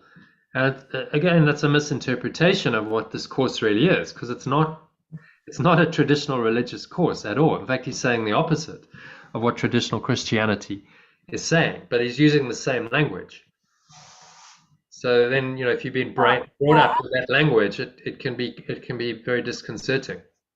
I would explain something. I am not against the use of the word source. In fact, because of being a Catholic, I really don't like the association of crusades, for example.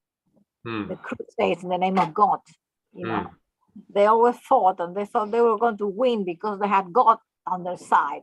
To say this, did that, and kill a lot of people. So I agree with that. However, for example, this is supposed to be a message written, automatic written by Jesus. It's a message from Jesus. It's Jesus himself, isn't it? Yeah. So have you asked Jesus permission? Well, yeah, I have. Sorry, it seems a little. It might seem a little irreverent to change his message. He is the Christ. Jesus, not the person. The historical person is Jesus, but he did embody Christ. Okay, the Christ. Therefore, I put all my respect to that, to the Christ, Jesus Christ. Okay, so and he put it this way. He dictated it this way to a Jewish woman. Jewish woman that herself was amazed that Jesus would choose her, being Jewish. Now, if Jesus has put this message in this way, I wonder if we are not being a bit irreverent, changing his words. He must have known what he was talking about. Yeah, he absolutely did. I mean, he's a master. Yeah, He chose this idiom for a reason. I think because it was a way of the Christian language, Christian teaching is out there. So there's already a resonance. People understand these, well, have an experience with these terms, and, actually, and actually, so he actually, used that terminology. But actually, Hmm? Maria, let him speak. it's because we are in something in the middle, because actually he has already changed from the biblical times. He has changed the way of talking in a more intellectual way to reach us Westerners, isn't it? Yeah, so the course is designed for the Western mind, correct? And he's designed it as a sort of combination of sort of religious teachings come in. You've got these terms of Christ and God, and then he's got some psychological concepts. It's a very sophisticated teaching. Yeah. And he gave it in a time. This was given in the 1960s. Perhaps in that time, I wasn't alive in that time. I only was born a few years later. Perhaps in that time it was absolutely appropriate. People weren't ready for an alternative language yet. Remember, I mean, the world's moved on a lot in 60 years since then. It's so maybe now there's an openness. The whole New Age movement hadn't really kicked off then. It's kind of started in the 60s, didn't it? And this sort of another way of looking at the world, and this whole movement called the New Age movement, a different language. And so given where we're at in the world, and given that there's a great need for this to come into, I believe, into people's lives and heal them. If you can just translate and reinterpret some of these words, it makes it more accessible. Surely that Yeshua wouldn't have a problem, because the only intention is healing. He's not so attached to the form of things. He wouldn't go, oh, it has to be this language, otherwise you're blaspheming. I mean, that would just be ridiculous. He would simply say, well, what's most helpful for people's healing? Yeah. And I so also, if helpful Jonathan, for someone's healing, then do it. yeah. Also, Jonathan, the fact is you're not changing it. It's still there. The original is still available to anyone who wants to see the original. Yeah. And this is just alongside it. To the intention being to make it more accessible is how I see it. So I don't feel it's being disrespectful. I feel it's actually doing what we're meant to be doing, which is questioning and just to get to source, actually to understand what source is, to understand that. Yeah. So we're not actually changing it. It's not like you're changing it and it's doing away with the original. And we're not changing the meaning of it. That's really the important thing. We try and stay very true to the meaning and use words that in fact reveal the meaning perhaps better than this present day language. For more people. And then the way we're doing it, because you've got both. You've got this, you've got the original, and you've got the alternative. You've got both. So if you prefer the original version of the paragraph, read the original. It's there for you. But I think the interpretation, the reinterpretation, translation, it makes you think a bit more deeply about it. It's part of the process of understanding it. Okay, so if we change the language and discuss it in a different way, it seems to reveal more. And so this process didn't just happen. It happened in these sessions. Really last year I was working with a couple called Sue and John, who will hopefully join us at some point again. I think they're walking or something.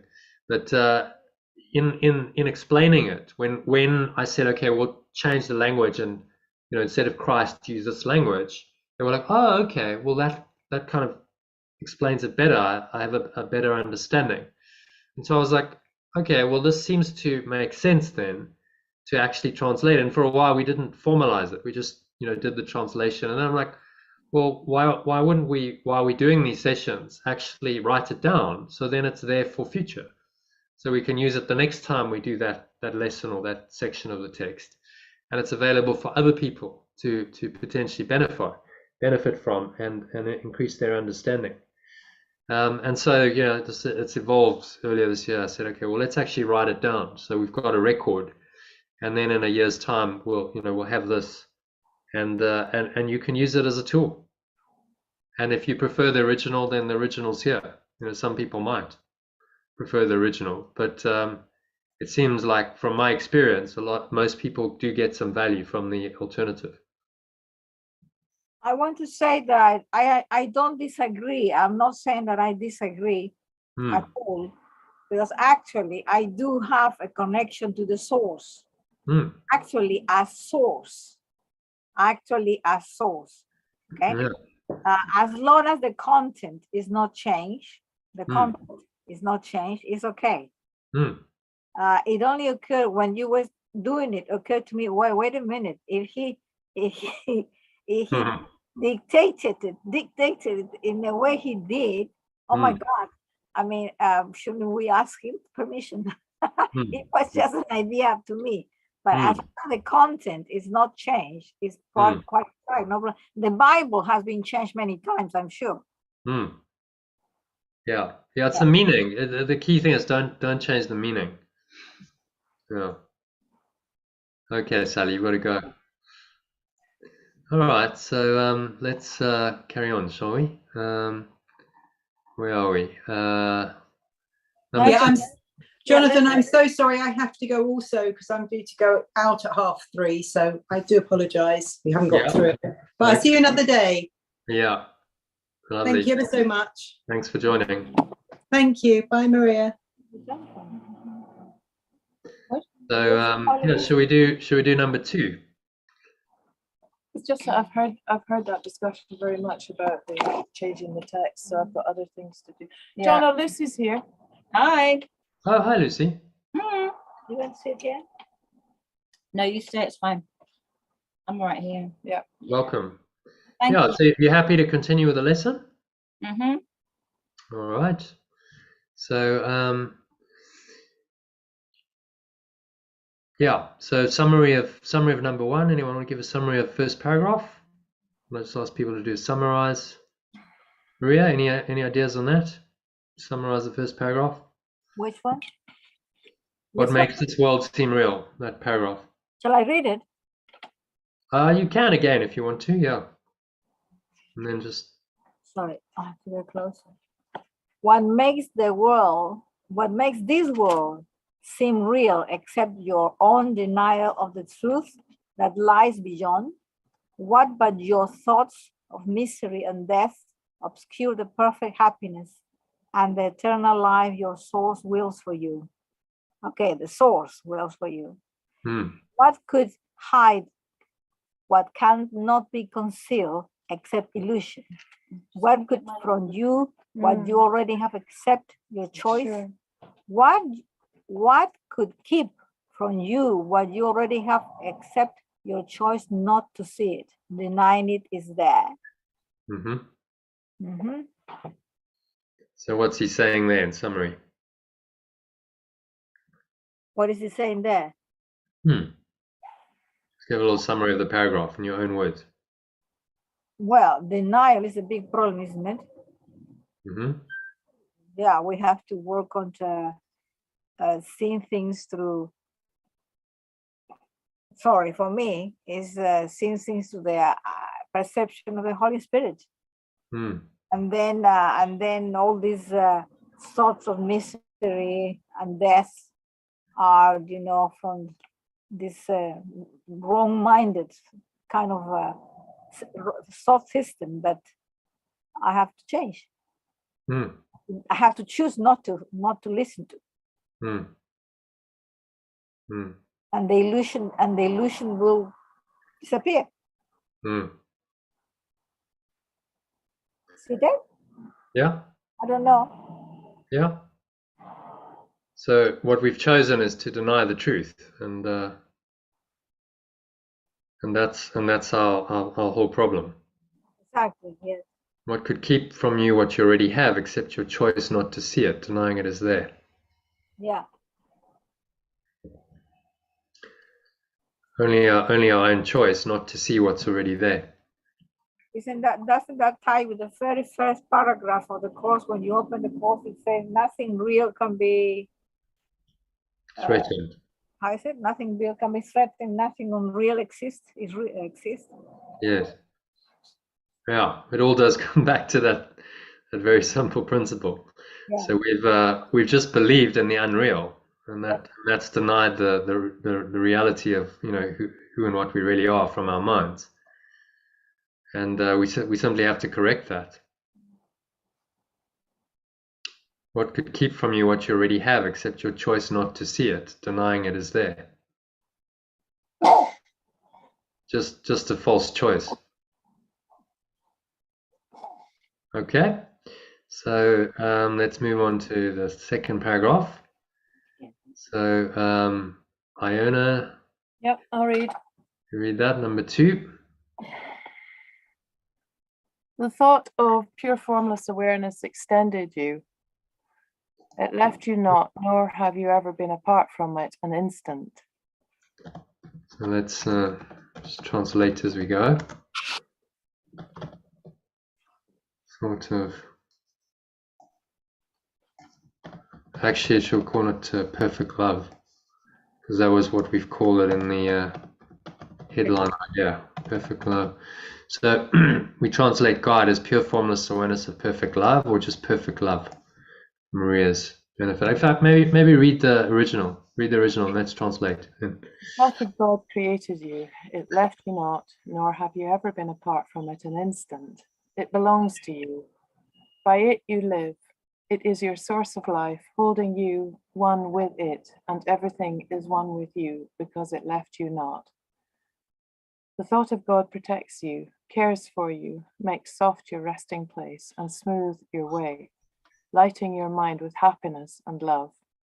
Eternity and everlasting life shine in your mind because the thought of God has left you not and still abides with you. Alternatively, the thought of perfect love extended you. It left you not, nor have you ever been apart from it an instant. Okay, so it did not leave you. So we just make it a bit less formal. See, I think this is a really good exercise because a number of people I've met over the years have said, I just couldn't read it. Because of the way the structure, language. It's a shame because this is the way out of all pain and suffering, and yet people are falling at the first hurdle with a language which is, the meaning twice removed. The code, it's a code that's impossible for many people to read. Yeah, so just needs some translation. Yeah. Keep the meaning, change the form. Did not leave you, nor have you been apart from it an instant. It belongs to you. By it you live. So I live with this thought of perfect love. This is how I live. It is your source of life, holding you one with it, and everything is one with you because it left you not, because it never left you. Yeah, and that it should be a capital, really, shouldn't it? Yeah. It's life, holding you one with itself, maybe. With itself. What we're also doing, there are actually some errors in the course. So there, for instance, that was a little error. Yeah. We've picked that up a lot. Control Z. With it, this is what the original was. It was a small I, but he's talking about a thought that's with a capital T. So there's all kinds. This happens quite a lot when you really get into it, and so we're actually doing some correction as well, because the capitalization sometimes is all over the place. But you can imagine doing this. Imagine when they edited it. I mean, it's quite a task. You're sitting there and you're going through this. It's so easy to miss. Oh, capitalize, not capitalize.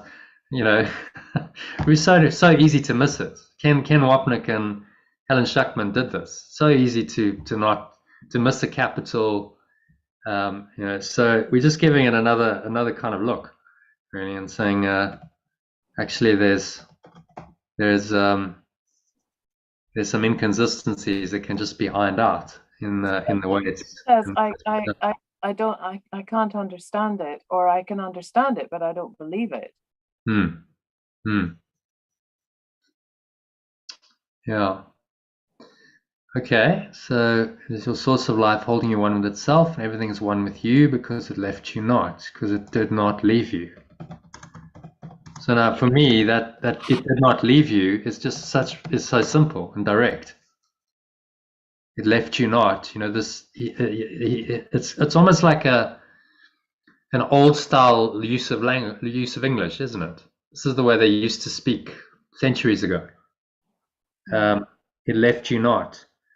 It did not leave you. This is how we speak. And if someone said it left you not, and they spoke in that way today, you'd go, that's a bit weird. Why are you switching your, have you just come out of the Middle Ages or something? So we're just trying to make it, more accessible for people, because it did not leave you.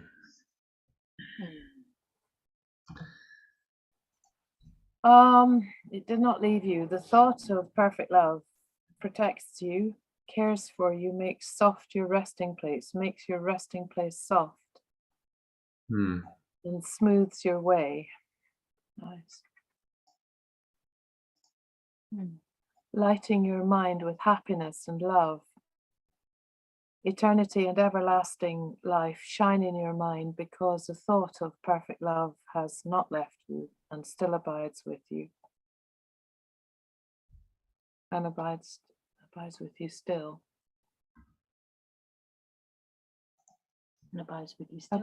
Abides with you still.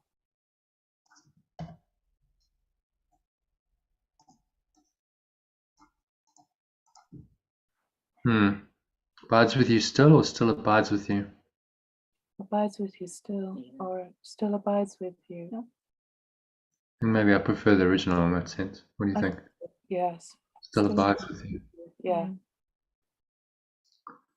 Or we could change abides to and is still with you. How about it?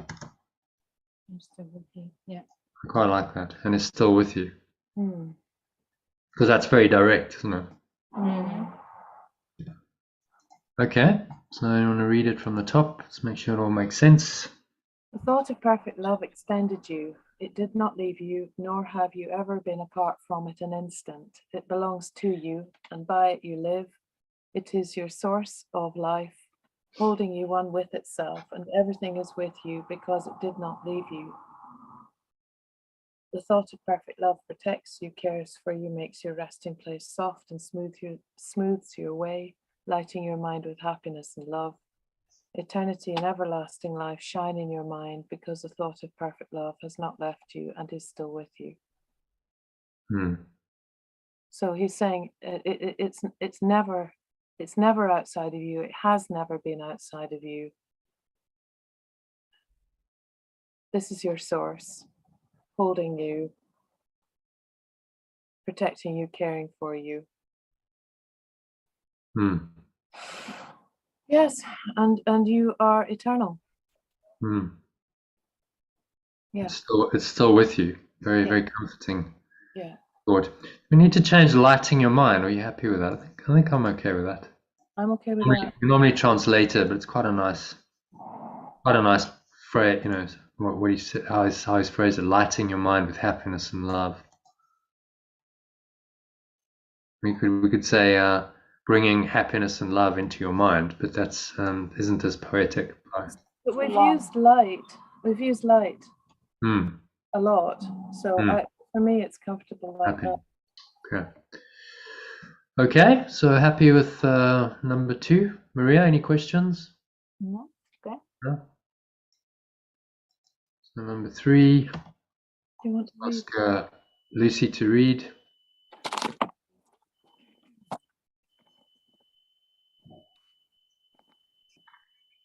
Okay, first way, or just the alternative way? I don't think there's going to be much translation in this one, so just read the alternative. Yeah. Who would deny his safety and his peace, his joy, his healing and his peace of mind? his quiet rest, his calm awakening, if he but recognized where. Can I have a word, please? Oh, I'm just reading something. Can I just 1 minute? I'm just reading something online. And I'll come and find you. I really need you. Okay. You'll get me out the front. Okay.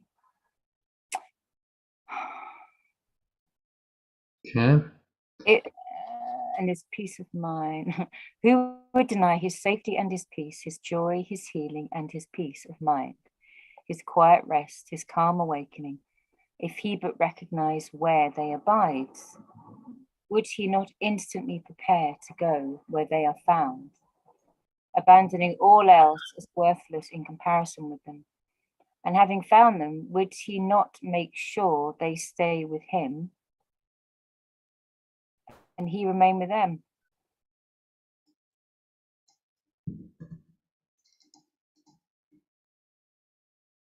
Yeah. Yeah. Any thoughts on that?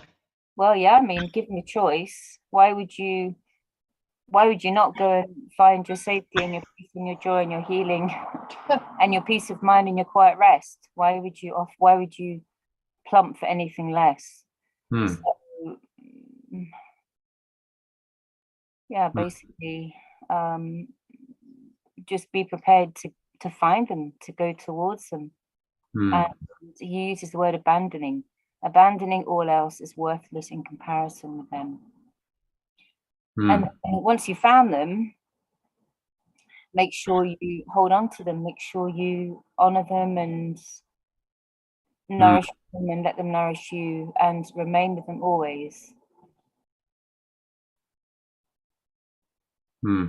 Once you realize what's being offered you. Should we change that to letting go? What do you think? Abandoning all else. Letting go Letting of go of all else. what would be the advantage over abandoning? I mean, abandoning is really just going, no way, isn't it? It's kind of like cutting that off, cutting the worthless in comparison off. Yeah. Letting go just makes it very okay. So I need to let go of all else. Okay. Right. How do I abandon all else? Let go of all else. You see, if you say it in that, I need to let go of everything, or I need to abandon everything. Which is more powerful as a pointer, what you should actually be doing. Well, they're both powerful. I think abandoning is it's a good strong word. I'm happy with either, Jono. Okay. Let's ask Iona and Maria. You think? Yeah. Any idea? Letting go or abandoning? I think we have a preference for abandoning. It's just stronger. It's like abandon what is worthless in comparison. Letting go implies some kind of effort. Letting go seems to me implies some kind of you have to make an effort to let go. Whereas abandoning sounds like I don't care, abandon. Yeah. Okay. Yeah, I think we'll prefer abandoning. We'll keep abandoning. Yeah. Any other thoughts on that paragraph? It's very clear. It's very clear. And I shall stay with peace and joy as I go and say hello to Joan. All right. Good luck. Thank you. Good luck, Lucy. Stay connected. Yeah, absolutely. With you. I'm connected. Well done. Oh. Take a deep breath. Oh my God, Jono. Oh God. This is just a quick question. Yeah. Would you be able to go to Edinburgh on Monday instead of Sunday? Or does it have to be Sunday? Monday. It's just they're asking me for Tuesday. Oh, I see. I mean, I could come with you. It's okay with me. I'll ask Valeria. Yeah. Because it would just mean less time out of the.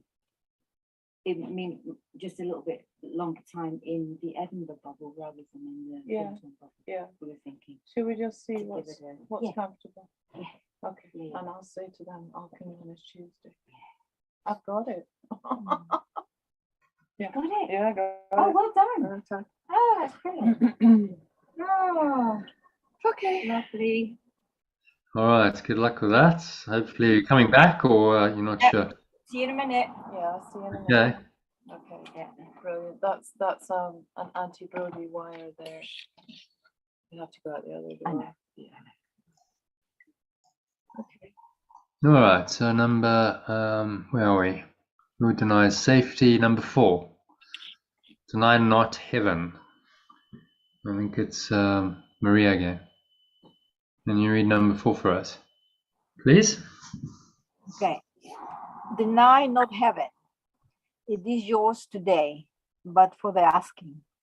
Nor need you perceive how great the gift, how change your mind will be before it comes to you. Ask to receive and is given you. Conviction lies within it. Till you welcome it as yours, uncertainty remains. Yet God is fair. Sureness is not required to receive what only your acceptance can bestow. Okay. So let's do a bit of translation of that. So there's a few, as you can see, Christian words. So we'll go through it and we'll help you translate it. So deny not heaven. So heaven we translate as the state of pure formless awareness, because that's what it is. It's a state of being. So we'll just change that to do not deny. Do not deny. State of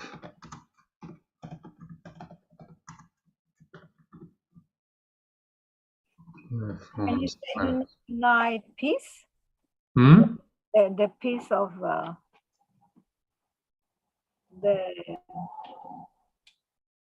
original was what? The original was do not deny what?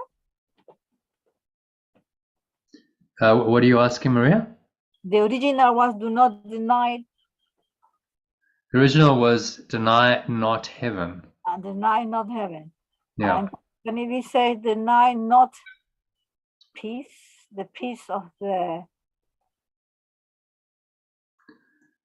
peace.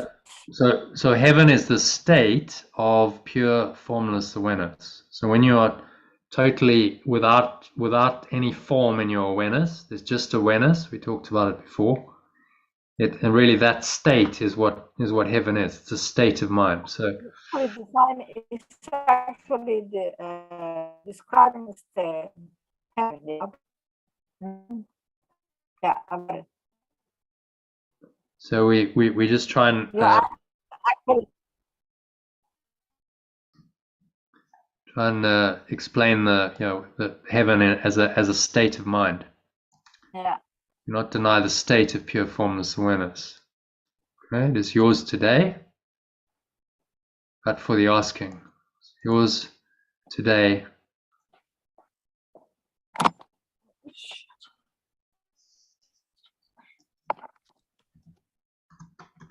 So maybe we'll say when you ask for it. But for the asking. So it uses a lot of buts and negatives. So I try and just simplify and say, it is yours today when you ask for it.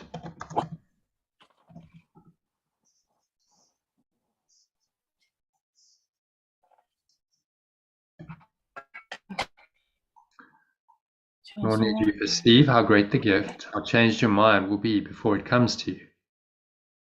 So we don't, what he's saying here is you don't necessarily need to see how great this gift is and how changed your mind will be before this state of awareness comes to you. You just have to ask to receive and it is given you.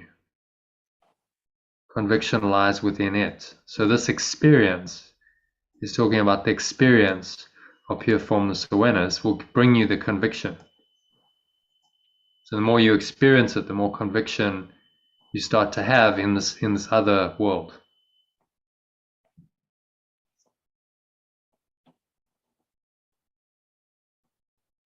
And he says, till you welcome it as yours, uncertainty remains. Let me just change, instead of till, say until So until you welcome it as yours, uncertainty remains. Until you welcome it as yours, uncertainty remains. Yet God is fair. So we need to just change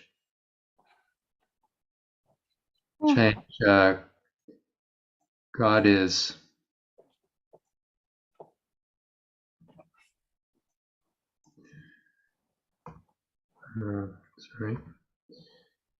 God is the pure formless awareness of perfect love. That's the way we translate it. So that points you to the state of mind, the pure formless awareness, and there's also the perfect love, which is what it's aware of. Perfect love and pure formless awareness. And the reason there's 5 words there is it becomes a very powerful pointer into a state of mind. So the actual word takes you into the experience, which is what a good word should do. The name of God should help you experience that, what it feels like to be in that presence. So yet pure formless awareness of perfect love is fair. Sureness is not required to receive what only your acceptance can bestow. So you don't actually have to be absolutely certain and sure, you just have to accept what only your acceptance can bestow. So in your experience, Maria, you said you just surrendered recently and you just kind of let go and said, well, I give it to the Holy Spirit. Well, that is acceptance or surrender. That's what he's talking about here. And when you do that, then it bestows the gift of grace, and you don't need to be 100% certain of that, but you just need to have been willing to let go of your own tight control and accept that there is another presence that can help you. Okay, so do you want to read it from the top and see if that transition makes sense to you? Do not deny from there. If you read it till the end of the paragraph, please. Do not deny the state of pure, formless awareness. It is yours today when you ask for it. No need you perceive how great the gift, how change your mind will be before it comes to you. Ask to receive and it will be given you. Conviction lies within it. Until you welcome it as yours, uncertainty remains. Pure formless awareness of perfect love is fair. Sureness is not required to receive what only your acceptance can bestow. Got it? Mm-hmm. Sorry about my accent, probably is changing. Okay, it's nice. So, any thoughts on that? Okay. It's English. Yes, good. It's fine. Any thoughts on that and what it means? Yes, I like it. I think read this way, for me, has taken a bit of guilt away for some reason. I don't know why. I think the original one was putting pressure on me or making me feel as if I couldn't make it, so therefore something's wrong with me. Yeah. Okay. Interesting. So that's why we do the translation, because it just opens you up to a different experience of the same words. We haven't changed the meaning. The words just point you to a different experience, which can be very helpful. If you can let go of the old ideas of sin and guilt related to, say, a formal religion, the understanding of God.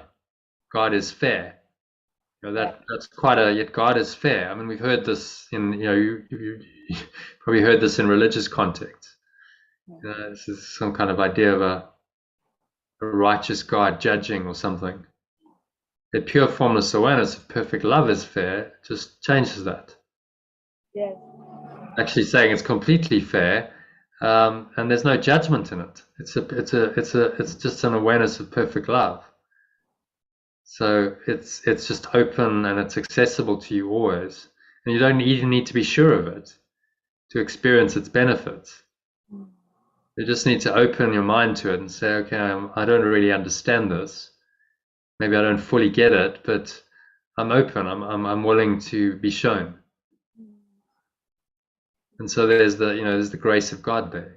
It's always available, and if you're open to it, it will be given you without any of the sort of judgmental connotations of the ego. Yeah. So yeah, I'm glad. Yeah, if you can experience a benefit, not interpreting it in the same way, and it frees you a bit, then it's doing its work, isn't it? Okay. So any comments, thoughts on that? What is he saying in that paragraph? In summary.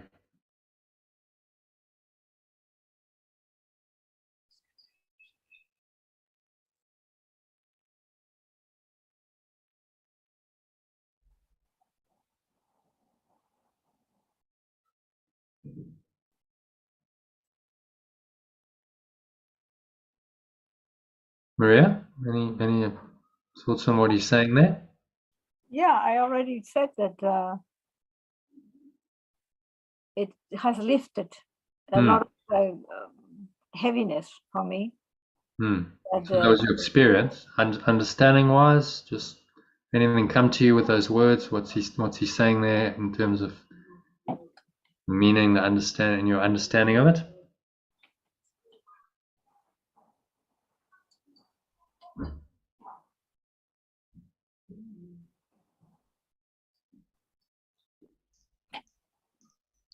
I understand that it will be given whichever doubts I have. Doesn't matter. But if you despair, I will receive it. Yeah, and you don't need to be sure of it. You just need to be open and willing. Yeah. That's really the key message. All these doubts, the doubts, they're not necessary. Sureness is not required. So there's really grace here. He's talking about the grace of God, isn't he? The grace of this awareness. Yeah. You don't need to be 100% sure. Just be open. What only your acceptance can bestow. So acceptance, another word for acceptance is surrender. Just be willing to surrender and accept that there is an intelligence far greater than your little ego mind. And in that you're opening yourself up to that intelligence, this awareness, as we call it, pure formless awareness of perfect love. Jono, that sentence, conviction lies within it. Is that conviction in the asking? Or conviction in the fact that it's always there? No, it's conviction in the asking, isn't it? Nor need you perceive how great the gift, how changed your mind will be before it comes to you. So you're not sure yet. You don't need to necessarily know the ultimate outcome. No. Of this change. Ask to receive, and it is given you. Yeah. Conviction lies within it. Within it. Okay. So what's the it he's referring to? Yeah. Until you welcome it as yours, uncertainty remains. So you've got these two it's referring to the same thing that are small. Should they be capitalized? Well, ask to receive, and it is given you. So is he within it? Is he talking about this asking to receive? Conviction lies within the asking. Within this asking, maybe. Conviction lies within this asking. Within this asking and receiving. I think that's what he's referring to. So sometimes he uses it, and it's not quite clear what the it actually is. Conviction lies within this asking and receiving. Yeah, it's the asking that when we ask, we give the asking the conviction. So you said that when you ask, you have an intention, isn't it, for something else? You're saying, I'm inviting something else. Mhm. And so in the asking, I'm opening myself to receive, and I have the experience of receiving. Yeah. And in that asking, receiving, so my prayer is answered. Yeah. Then I start to have conviction, because I recognize that I'm actually being answered. I think that's how I interpret it. So this is what he means. So start off with asking and being open and being willing, even if you don't have full certainty yet. Because by definition, you don't have full certainty. Otherwise, you wouldn't need to ask. You would be enlightened already. Yeah, exactly. So it's a starting point. No, I think Ask and receive. I think we're right, because the next paragraph it reinforces ask with desire. You know, ask with conviction, ask with desire. Yeah. Sure Mm. that you request the only thing you want. You just have a go. Mm. Yeah, it's all a bit new. So you're not 100% convinced yet, because how could you be? Your ego's still got its ideas and still going to resist us. But it starts with the knocking on the door, the asking for something else. So ask with desire. What do I want? I want peace of mind above all else. I want freedom. I want peace. I want happiness. I want to be healed. And so this is the prayer of the heart, which is really where the miracle happens. So if you have a quick look at this diagram from the Instrument for Peace worksheet, let's bring it up quickly. This kind of shows what I'm talking about. At the very core of the miracle, this was given diagram was given to David Hofmeister by Yeshua himself.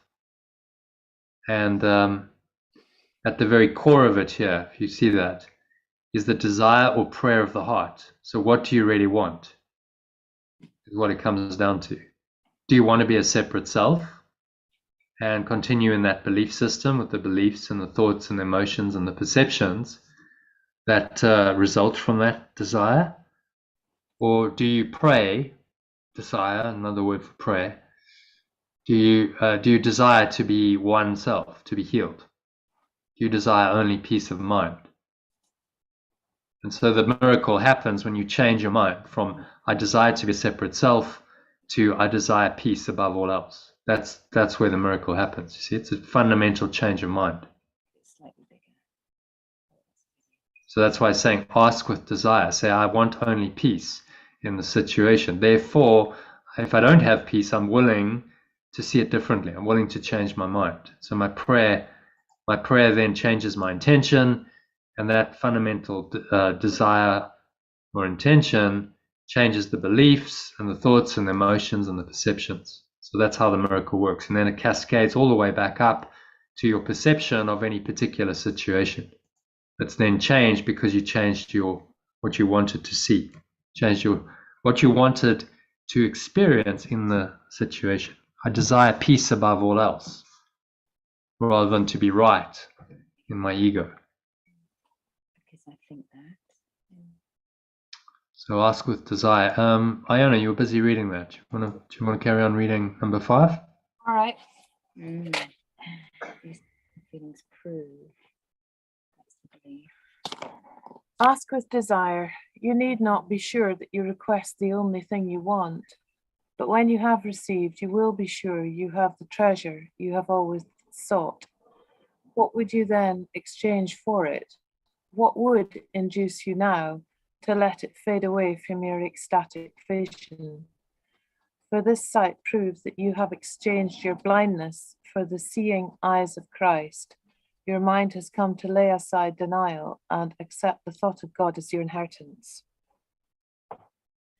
Okay, so needs a bit of translation. So ask with desire. You need not be sure that you request the only thing you want. Okay, so saying again, you don't need to be sure. Yeah. You might still have doubts, but just go there and say, okay, well, let's give this a go. Yeah. If I ask for only peace in any situation, then maybe that can that can be the catalyst for a change of my situation. Yeah.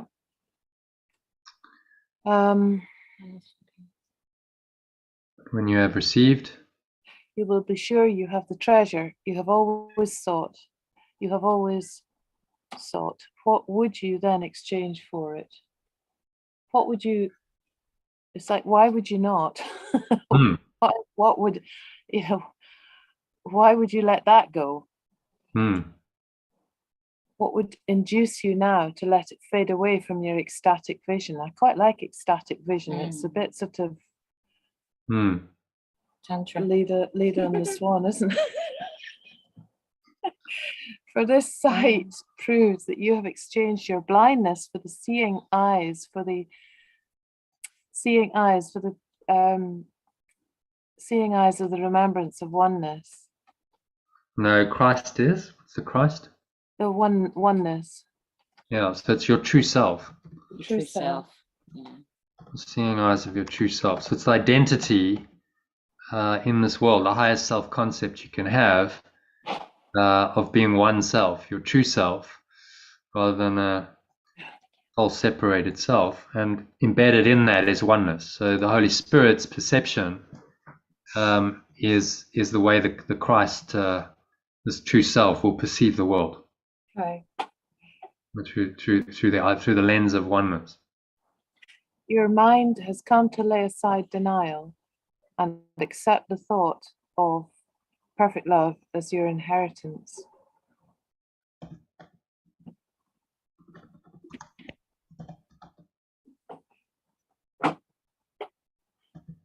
Is the true self the same as the higher self? Your true self, yeah. You could call it your higher self, your Christ self, your Buddha nature. There's many terms for it. But it's the highest self-concept you can have, period. The highest self-concept you can have. Beyond that self-concept of the Christ lies pure formless awareness of perfect love, just a pure experience. So by listening to your true self, this becomes your self that's guiding you through the world and interpreting the world and making decisions for you. You are systematically restoring your mind to this awareness, the pure formless awareness of perfect love, which is God. So Christ delivers you to God. Do you see that? So the self-concept delivers you to the experience, the total experience of pure formless awareness of perfect love, in which is your true self, your true identity, and ultimately everything merges into that. There's no separate self-concept. There's no self-concept there at all. It just is. It's a pure experience. So that's where this is leading. But the idea of having a true self is a helpful training device in this world to help you to free your mind from the world and ultimately experience this transcendent dimension of pure formless awareness. And that's where, when he says ecstatic vision, that's a description of this other world. So, I mean, you've had a couple of those experiences now. Would you call it an ecstatic vision?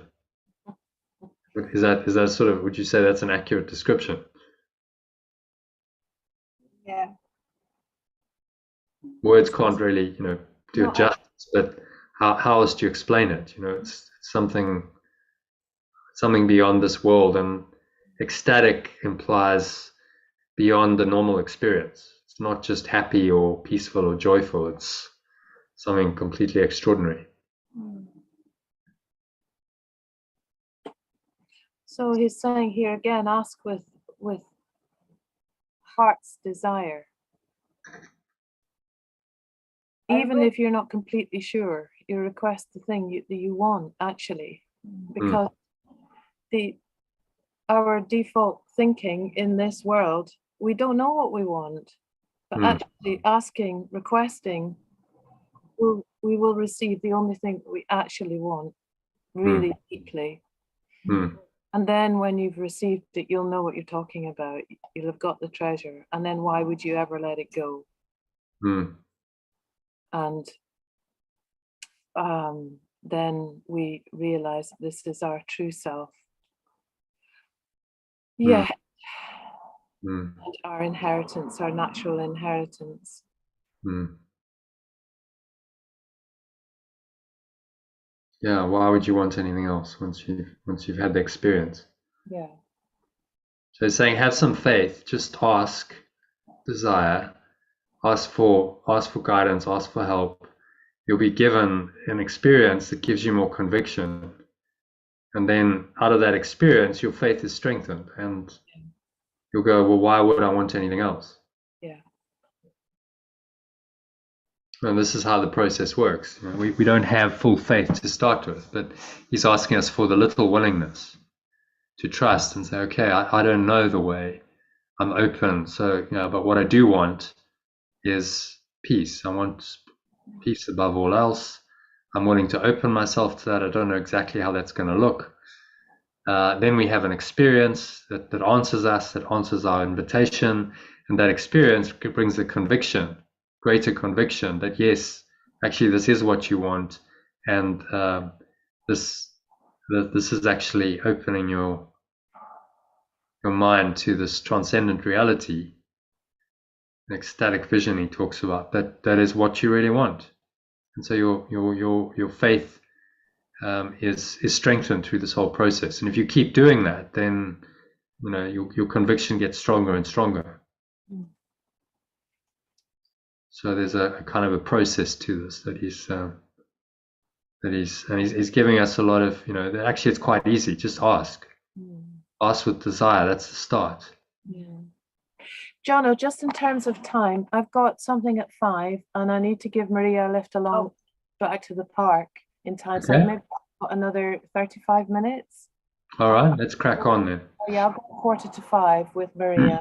Okay, well, let's. I'm sure we can finish the lesson. There's only about 3 paragraphs to go. Moving swiftly on then to number 6. Do you want a cup of tea? Thank you. What Anything? kind? Anything. Earl Grey? Anything, Earl Grey. Anything. But anything would be lovely. No, yeah, that would be great. But actually anything. I don't know, whatever. No, it's fine. Yeah. So number 6, aren't we? Yeah. So alternative. Now is all doubting past. The journey's end made certain, and salvation given you. Now is Christ's power in your minds to heal as you are healed. For now you are amongst the saviors of the world. Your destiny lies there and nowhere else. Would God consent to let his son remain forever starved by the denial of the nourishment he needs to live? Abundance dwells in him, and deprivation cannot cut him off from God's sustaining love and from his home. Okay.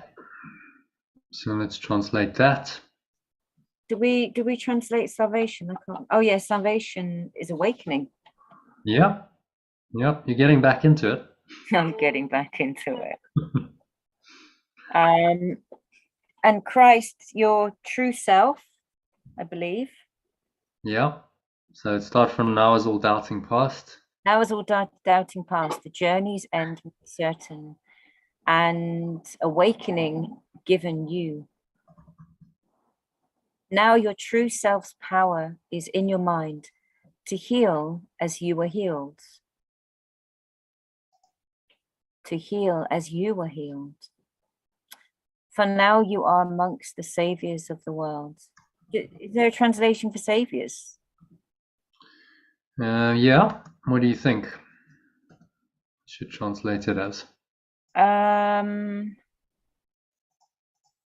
The saviors. The healers of the world. The healers or the awakeners. Yeah, actually, awakeners is quite nice. Awakeners, yeah. Because we're awakening people from the dream. So and it's a very different term, isn't it? Oh, awakeners. Okay, I quite like it because it just kind of will make someone read that hopefully and go, oh, okay, yeah, actually, I'm an awakener. Maybe I hadn't thought of it in that way. Yeah, healing is a funny word, isn't it? Yeah, not everybody can do it. It's yeah, because the healing is from within. Awakening has a different flavor. I like awakening a lot. So now you are more. See what we're doing with the translation for Maria's benefit. We're trying to stay true to what he's meaning. The savior of the world is someone who's going to wake the entire world up. It's not it's sort of, I mean, it is ultimately healing, but it's pointing us beyond the world. And so the awakener, you know, kind of that word probably more in tune with what is the original than say the healer of the world. You wouldn't be incorrect to say healer because it is healing, but it's just the subtle nuances of language that point you. Yeah, it gives a different flavor to the text, doesn't it? Yeah. Okay. Destiny lies there. Your destiny lies there and nowhere else. And would perfect love consent to let his extension remain? Are we still using extension? Yeah. Are we still using extension? Perfect consent to let his extension remain forever starved by the denial of nourishment he needs to have to live. Abundance dwells in him, and deprivation cannot cut him off from perfect love, sustaining love, and from his home. Is that too many loves at the end? Pure form of awareness, perfect love, sustaining love. Let's just do it. Don't get ahead. Let's go back to pure form of awareness of perfect love. Consent to let its extension. Yeah. So the Son of God, Maria, for Maria's benefit, is the extension of this presence of perfect love. Can you say again? Son of God is the extension of perfect love.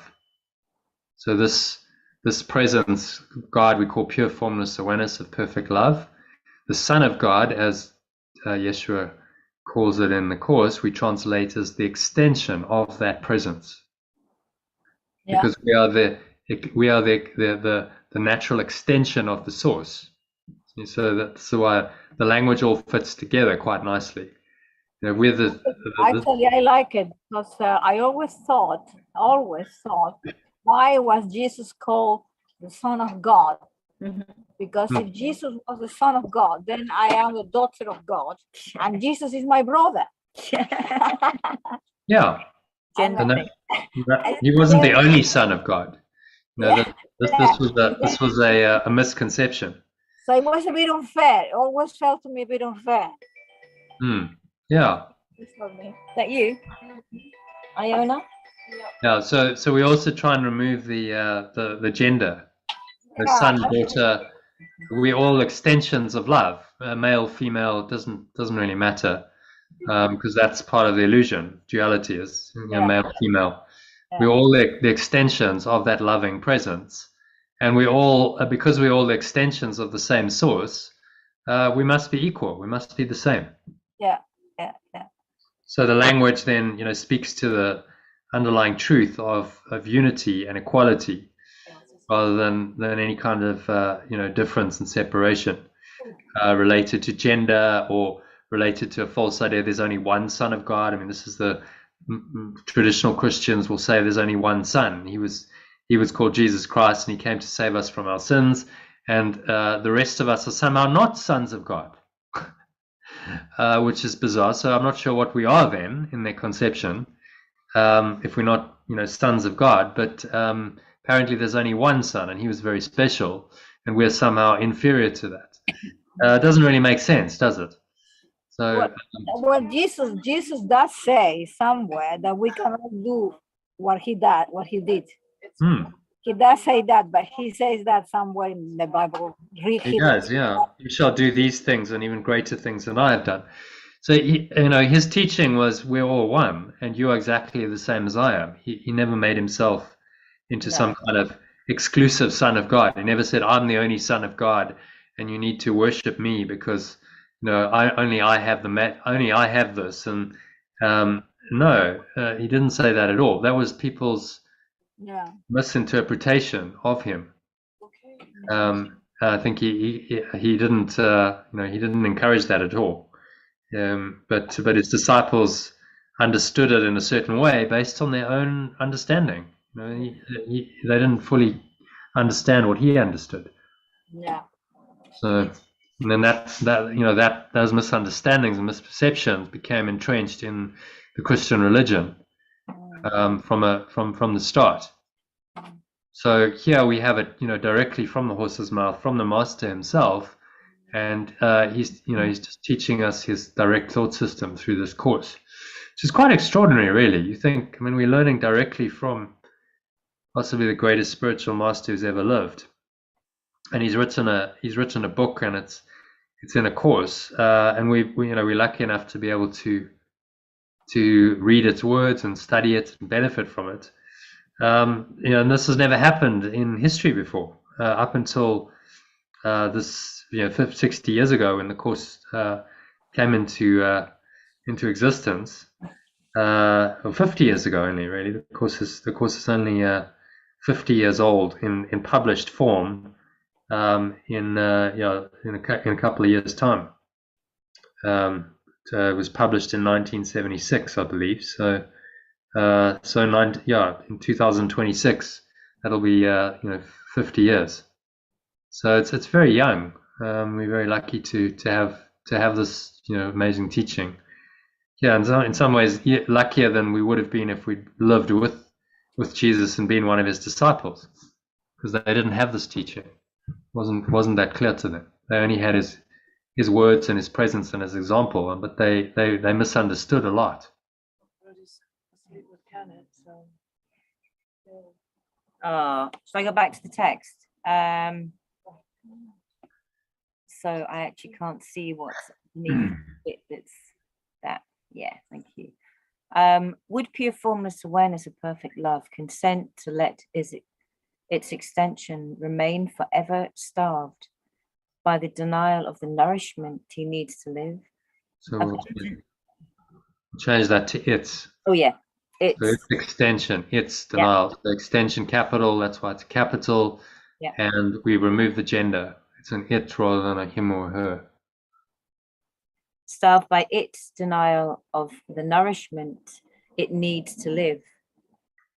Abundance dwells in it, and deprivation cannot cut it off. Was that him now? No, it's still it. He's referring to the Son of God as the extension of him, but that's the extension of pure formless awareness. Yeah, that's us. And deprivation cannot cut it off from perfect love, sustaining love, and from its home. Lovely.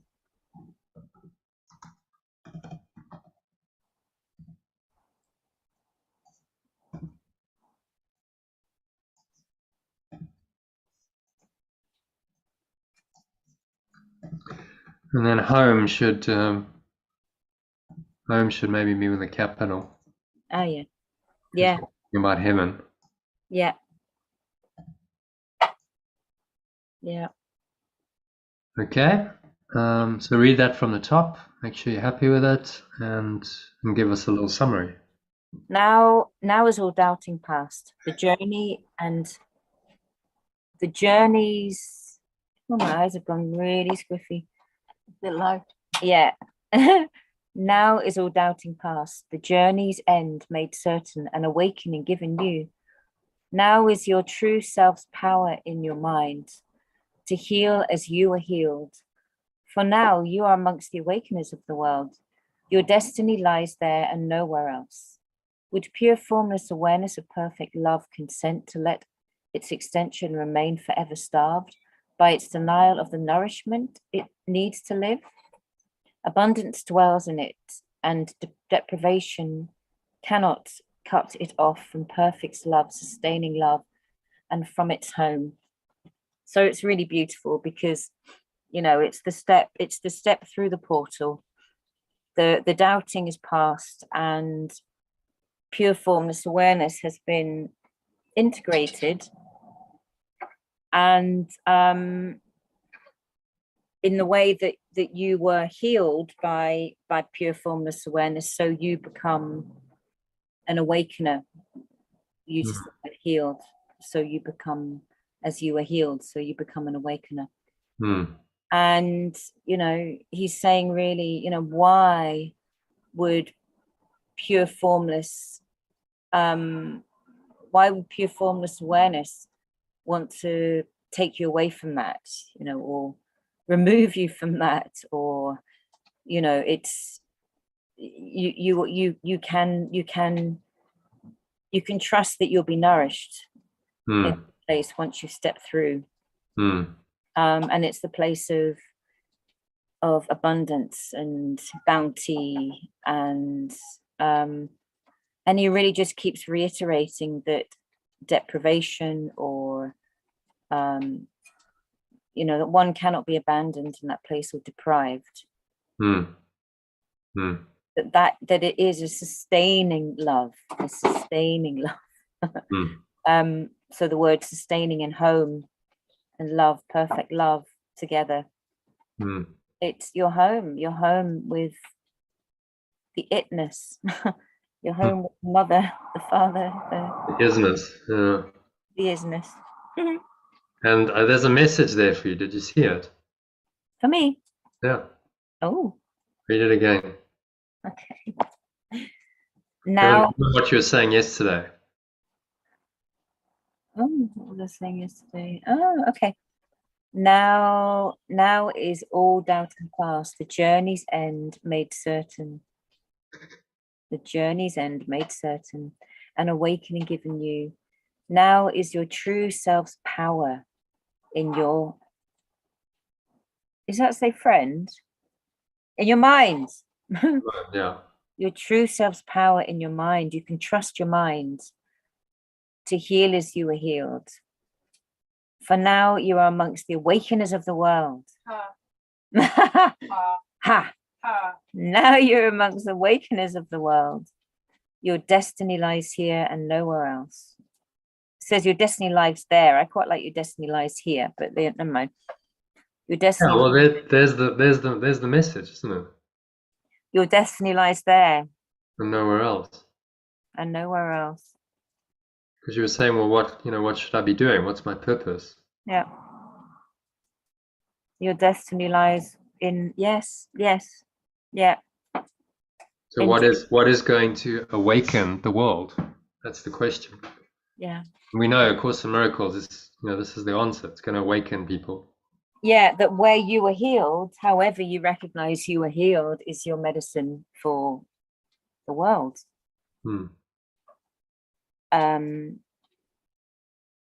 Your destiny lies there and nowhere else. That's what Spirit's saying to you. It's there.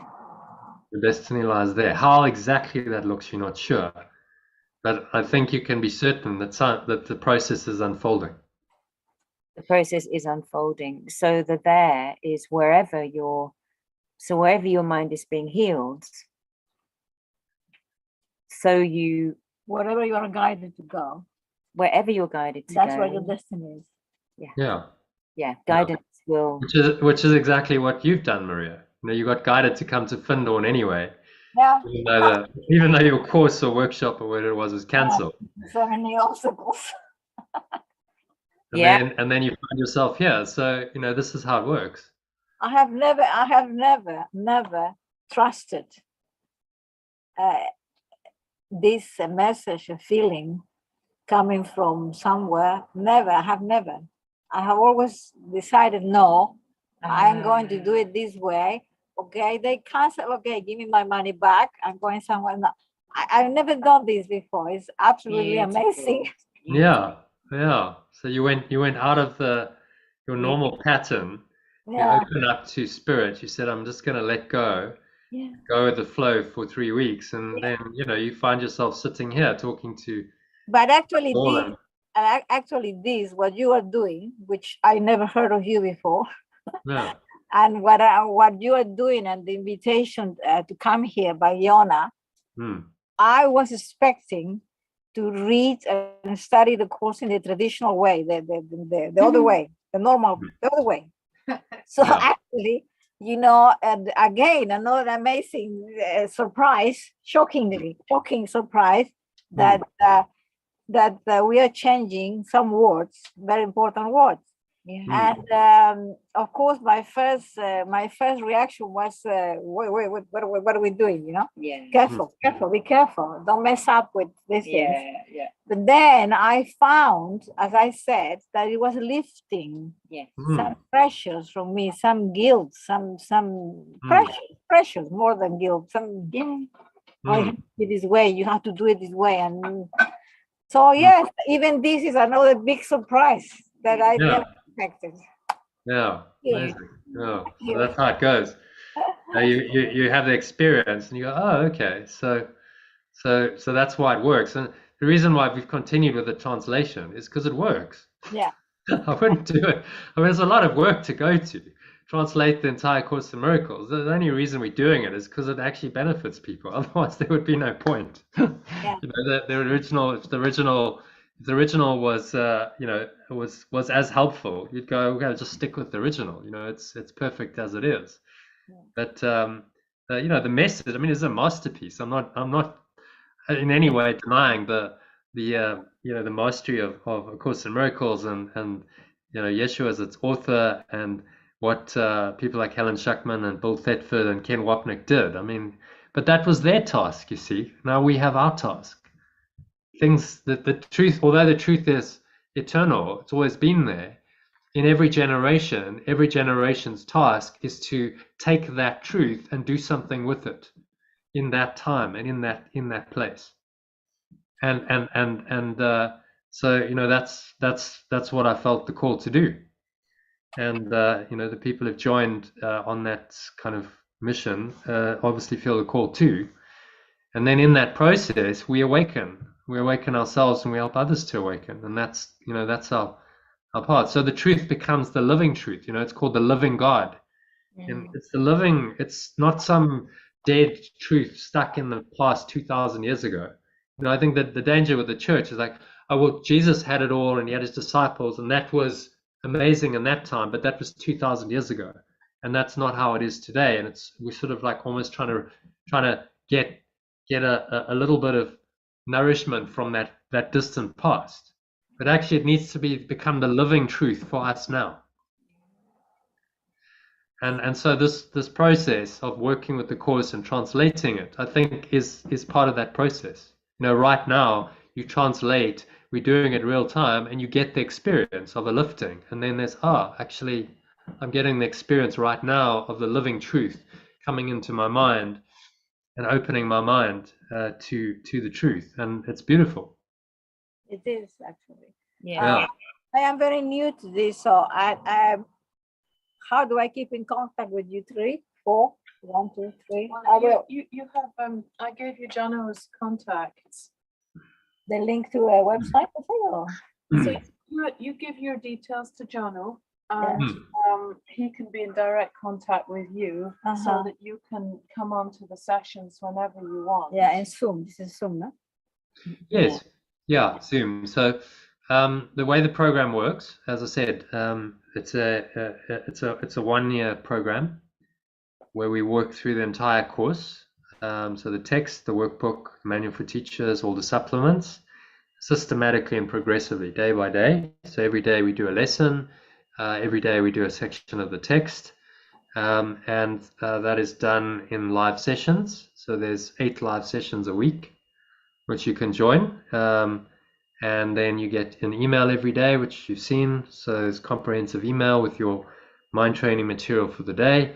And you also get a Telegram message. If you are part of Telegram or you're happy to join Telegram, then you get the email in a shortened form in a Telegram message, with some meditations. So the breath breaks I mentioned, just a short kind of practice to help you to practice today's lesson, the daily lesson, frequently during the day. So it's like less than 5 minutes generally, and then you get a longer meditation, which is say 20 minutes, where you can practice that lesson in a deeper meditation, which I guide you through, and then in the sessions I also guide you through meditations and we discuss it. So that's what the program consists of in a nutshell, and you're most welcome to join it for 3 weeks and give it a try at no cost.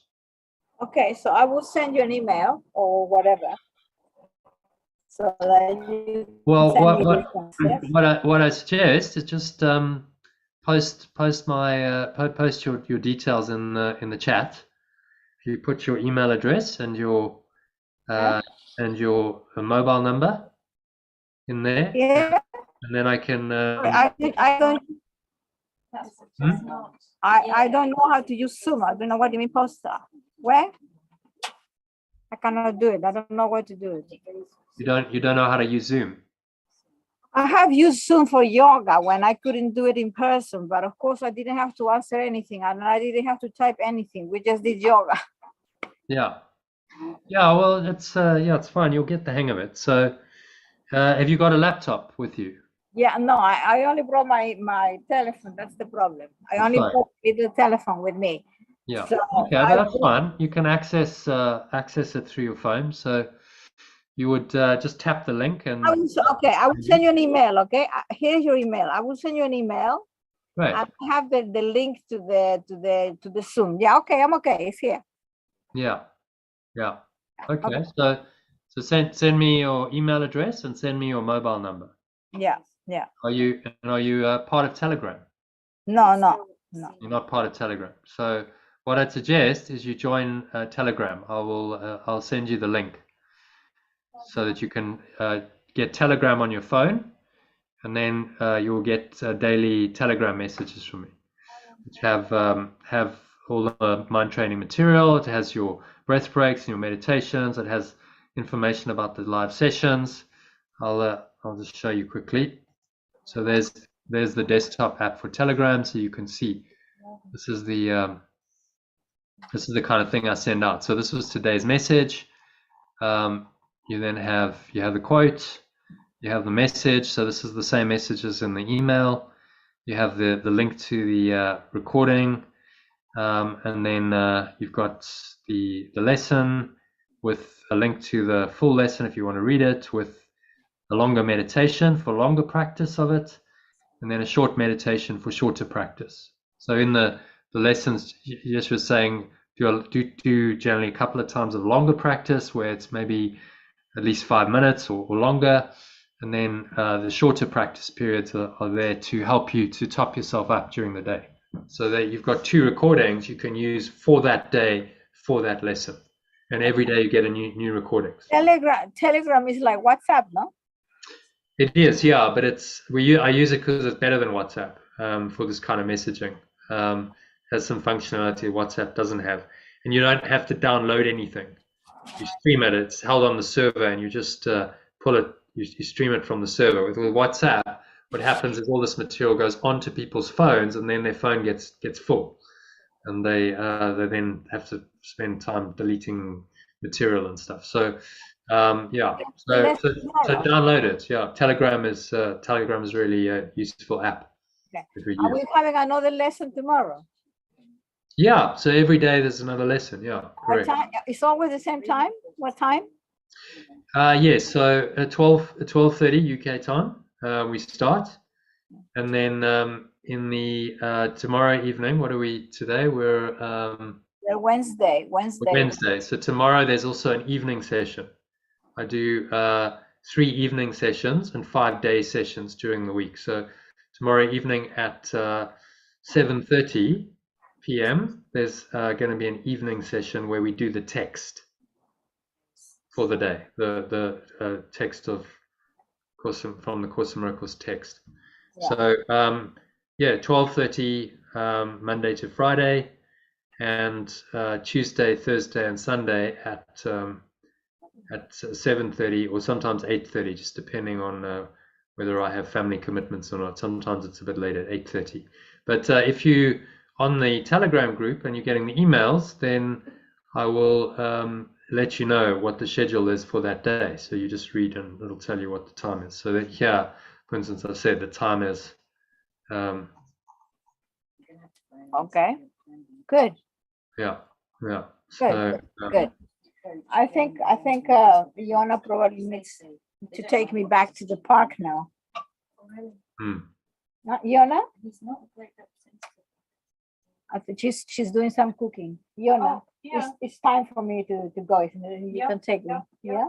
5 minutes and I'll take you Yes. on the road so I can be back for 5 o'clock. So are you Jonathan? Are you English? no, I'm South African, actually. Oh, African, yeah. Hmm. I am Peruvian, Okay.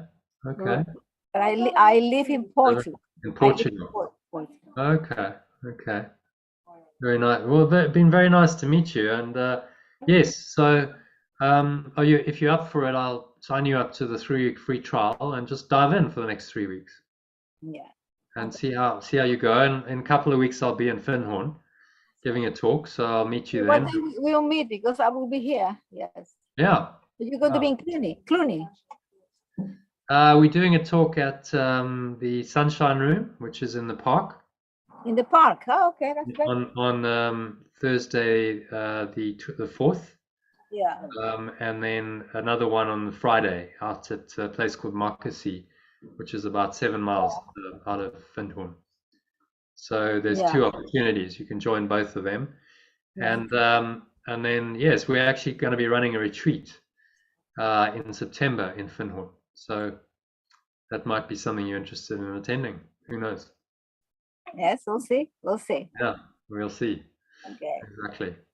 Okay. Well, nice So- meeting you. All right. So please send me an email with your also with your mobile number. Yes, I will. Okay. All right. I'll reply to that and then join Telegram and Yes, welcome. I will. All right. Thanks. So should we just finish this? So we got nearly there actually. 5 minutes. Nearly there. 5 We're nearly there. So number 6. So number 7. Let's just grab number 7. Yeah, we've got 2 more paragraphs. Let's see if we can do it in a. They're short ones as well. So 36 minutes past, so we've got 10 minutes. yeah, I think we can do it. They're 2 short paragraphs. So you want to read practice today and hope? Do you want to read it and then I can read the second one? And then you can fuck off when you want. We will not practice today in hope. Yeah. For hope indeed is justified. Your doubts are meaningless, for God is certain, and the thought of him is never absent. Sureness must abide within you who are host to him. This course removes all doubts which you have interposed between him and your certainty of him. So, stay in hope, for hope is justified. Your doubts are meaningless, for perfect love is certain, and the thought of it is never absent.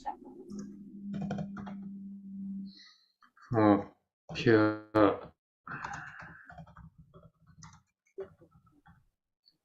awareness of perfect love is certain.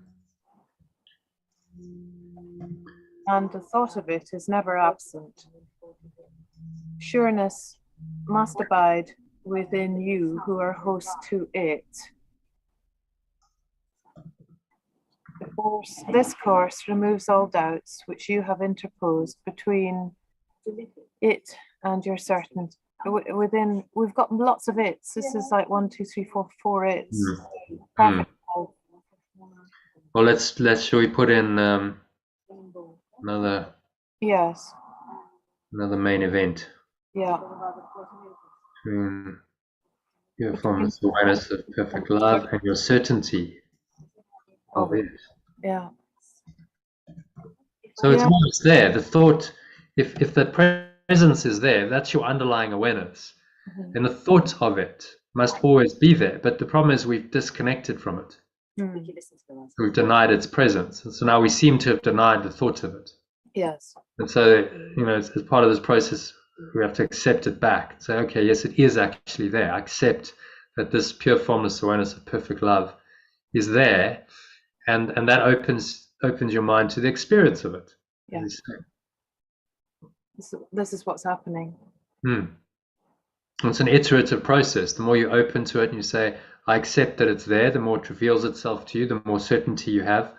And so it goes. And this is how you heal the doubt and the disbelief. Yeah. Because as you're willing, you get more of an experience, and that convinces you that yes, this is actually, this is actually true, and I'm onto something here. So let me continue. I'm going in the right direction here. And then more of those kinds of experiences happening, and it becomes a self-reinforcing process. Yeah, it But does. to start with, it just requires, the faith to say, okay, I'm willing. Okay. Ask and, I'll receive a different experience. So just read it from the top. Make sure we're happy with that. Practice today in hope, for hope indeed is justified. Your doubts are meaningless, for pure formless awareness of perfect love is certain, and the thought of it is never absent. Sureness must abide within you who are host to it.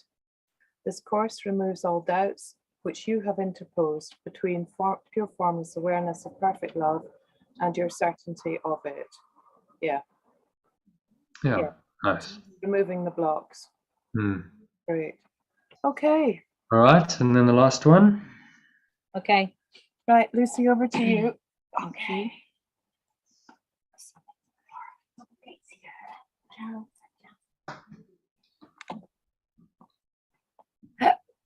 Oh, number 9. No, number 8. Oh, Wait. no. No, there's only 8. That's let me just delete that. That's from a previous lesson. I just use a template from the previous lesson. Okay. Okay, so we count on God. We count on God and not upon ourselves to give us certainty. And in his name we practice as his word directs we do. His sureness lies beyond our every doubt. His love remains beyond our every fear. The thought of him is still beyond all dreams and in our minds according to his will. So we count on perfect love and not upon ourselves to give us certainty. Now let's translate.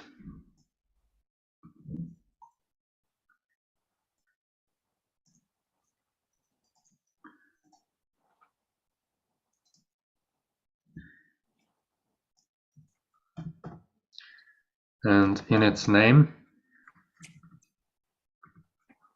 And in its name, we practice as its word directs we do. So we practice as its word directs we do. Its sureness lies beyond our every doubt.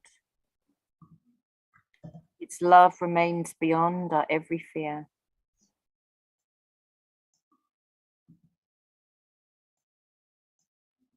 The thought of it is still beyond all dreams and in our minds according to its will.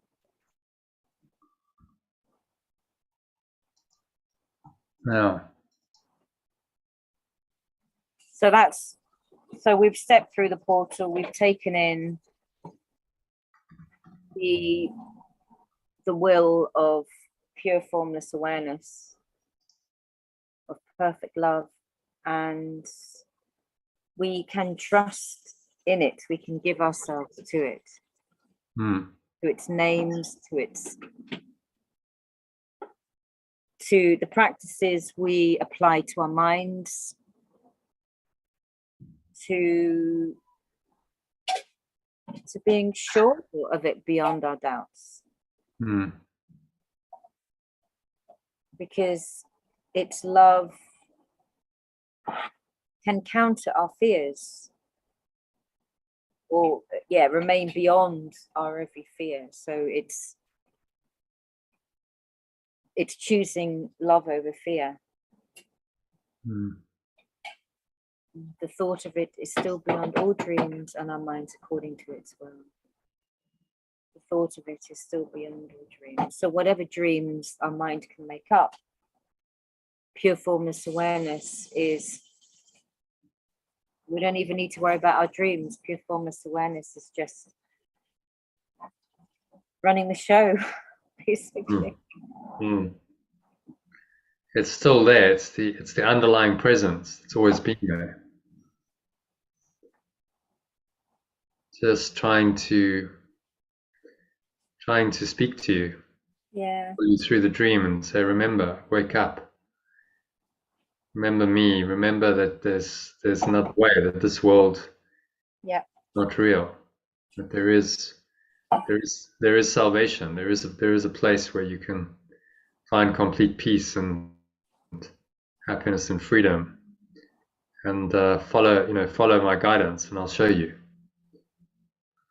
And I wonder, I'm just looking at number 2, and in its name. What about in its presence? Do you think Yeah. that's I thought name was wrong. I didn't like name either. I wondered what would be the word.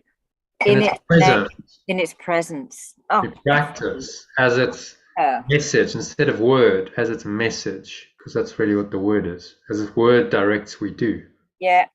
So instead of name and word, which are the old idiom of the traditional, the name of God and the word of God, and etc.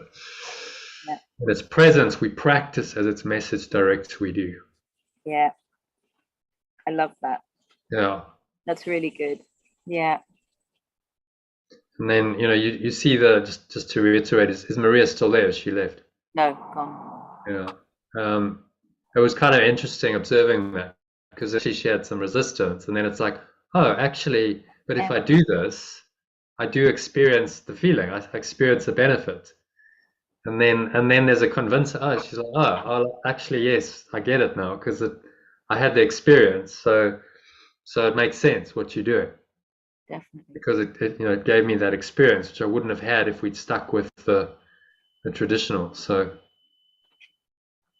and I really feel guided to do this. I think it's the spirit saying, this is necessary now. This course needs to be updated to become more accessible. Yeah. To people out there, like and as I said, everyone has their task in their age to do what's called upon them to do. So yeah, this is what we're doing. This is what you're doing. Yeah, well, it's not just me. It's it's a joint effort. I think I'm amazed no one's done this. Actually, it seems extraordinary that no one's. I mean, are you familiar with anyone who's done this? No, not at all. The version of the course that's like, okay, No, well, I don't think translate it you into would an dare alternative to. language. I think you must be a heretic, because that nobody would dare to. It's like, oh, you can't mess with the words. Yeah, I mean, but I suppose this is it becomes another construct. Then it's another bondage. It's not what it's about. It's about using the words to free you. And if different words are more helpful pointers, then so what? They're just words. Use what works. That's always been my attitude. I've never been one for dogma and ritual and whatever works. And I think so. And to be honest, I think in a Course of Miracle group, you would be anyway interpreting it into language you understood. So why not just write it? Well, that's exactly how it evolved. We started. I was mainly doing these sessions last year with Sue and John, and then I'd be like, okay, well, to understand it, let's just change the language a bit, start interpreting, and they found it very helpful. They were like, oh, actually, yeah, that gives me a better understanding, and so we did that for most of last year, and then this year it was like, well, why not just write it down? I mean, let's actually have a record of our work so that it's there for others to benefit from. Yeah. And then okay, well that I guess means we're translating the course, and ultimately we'll have an alternative version that runs parallel to the existing version. So we have the way I've done it was not just change it and don't have the original. Have the original and then have underneath that the alternative. And in that reading of both, I think there's a deepening of the understanding. Apart from anything else, it makes you slow down and read each paragraph twice. It does. It makes you So slow down. that Yeah, makes you study it, doesn't it? It's like, it okay, does. you've actually got a paragraph by paragraph, and you're going to read each one, and you're going to study it. So that there's a benefit in that. And then in the studying of the alternative, hopefully more of the meaning reveals itself. You go, oh, okay, well, like presence versus name it just creates a little difference, doesn't it? It's a subtle variation, but it's like, presence and message versus name and word. You know, the language gives you a different feeling, and that's really the whole point.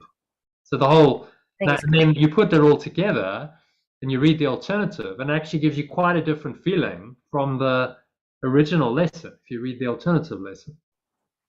So in the retreat, are you planning on reading from, presumably are you planning on reading from the Course in Miracles together?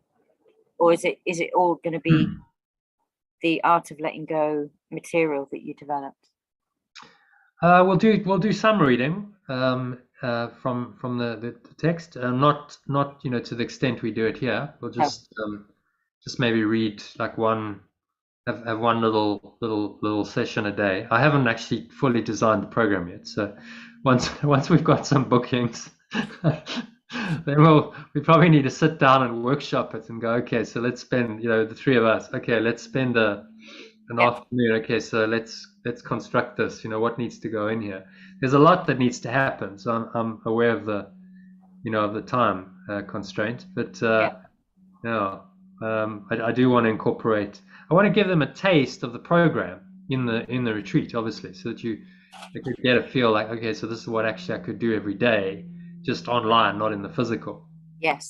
So yeah, we will do that. How much of it, I'm not sure. I just have to see what else needs to be covered. I want to cover the 12 if you remember in the course manual, there's 12 exercises. I want to cover those in the retreat pretty comprehensively as experiential exercises, and then do some of the metaphysics of the course. So maybe teaching them this diagram, and then there's a lot. I mean, Instrument for Peace. This is a very useful process for people to do. Yeah. So we need to figure out what can we include and what do we need to leave out. Yeah, that's really because there's a lot. I mean, we could probably go on for 2 weeks. You probably have a 2-week deep immersion, and that would be enough material. Yeah. To go from 9 a.m. till 9 p.m. at night easily.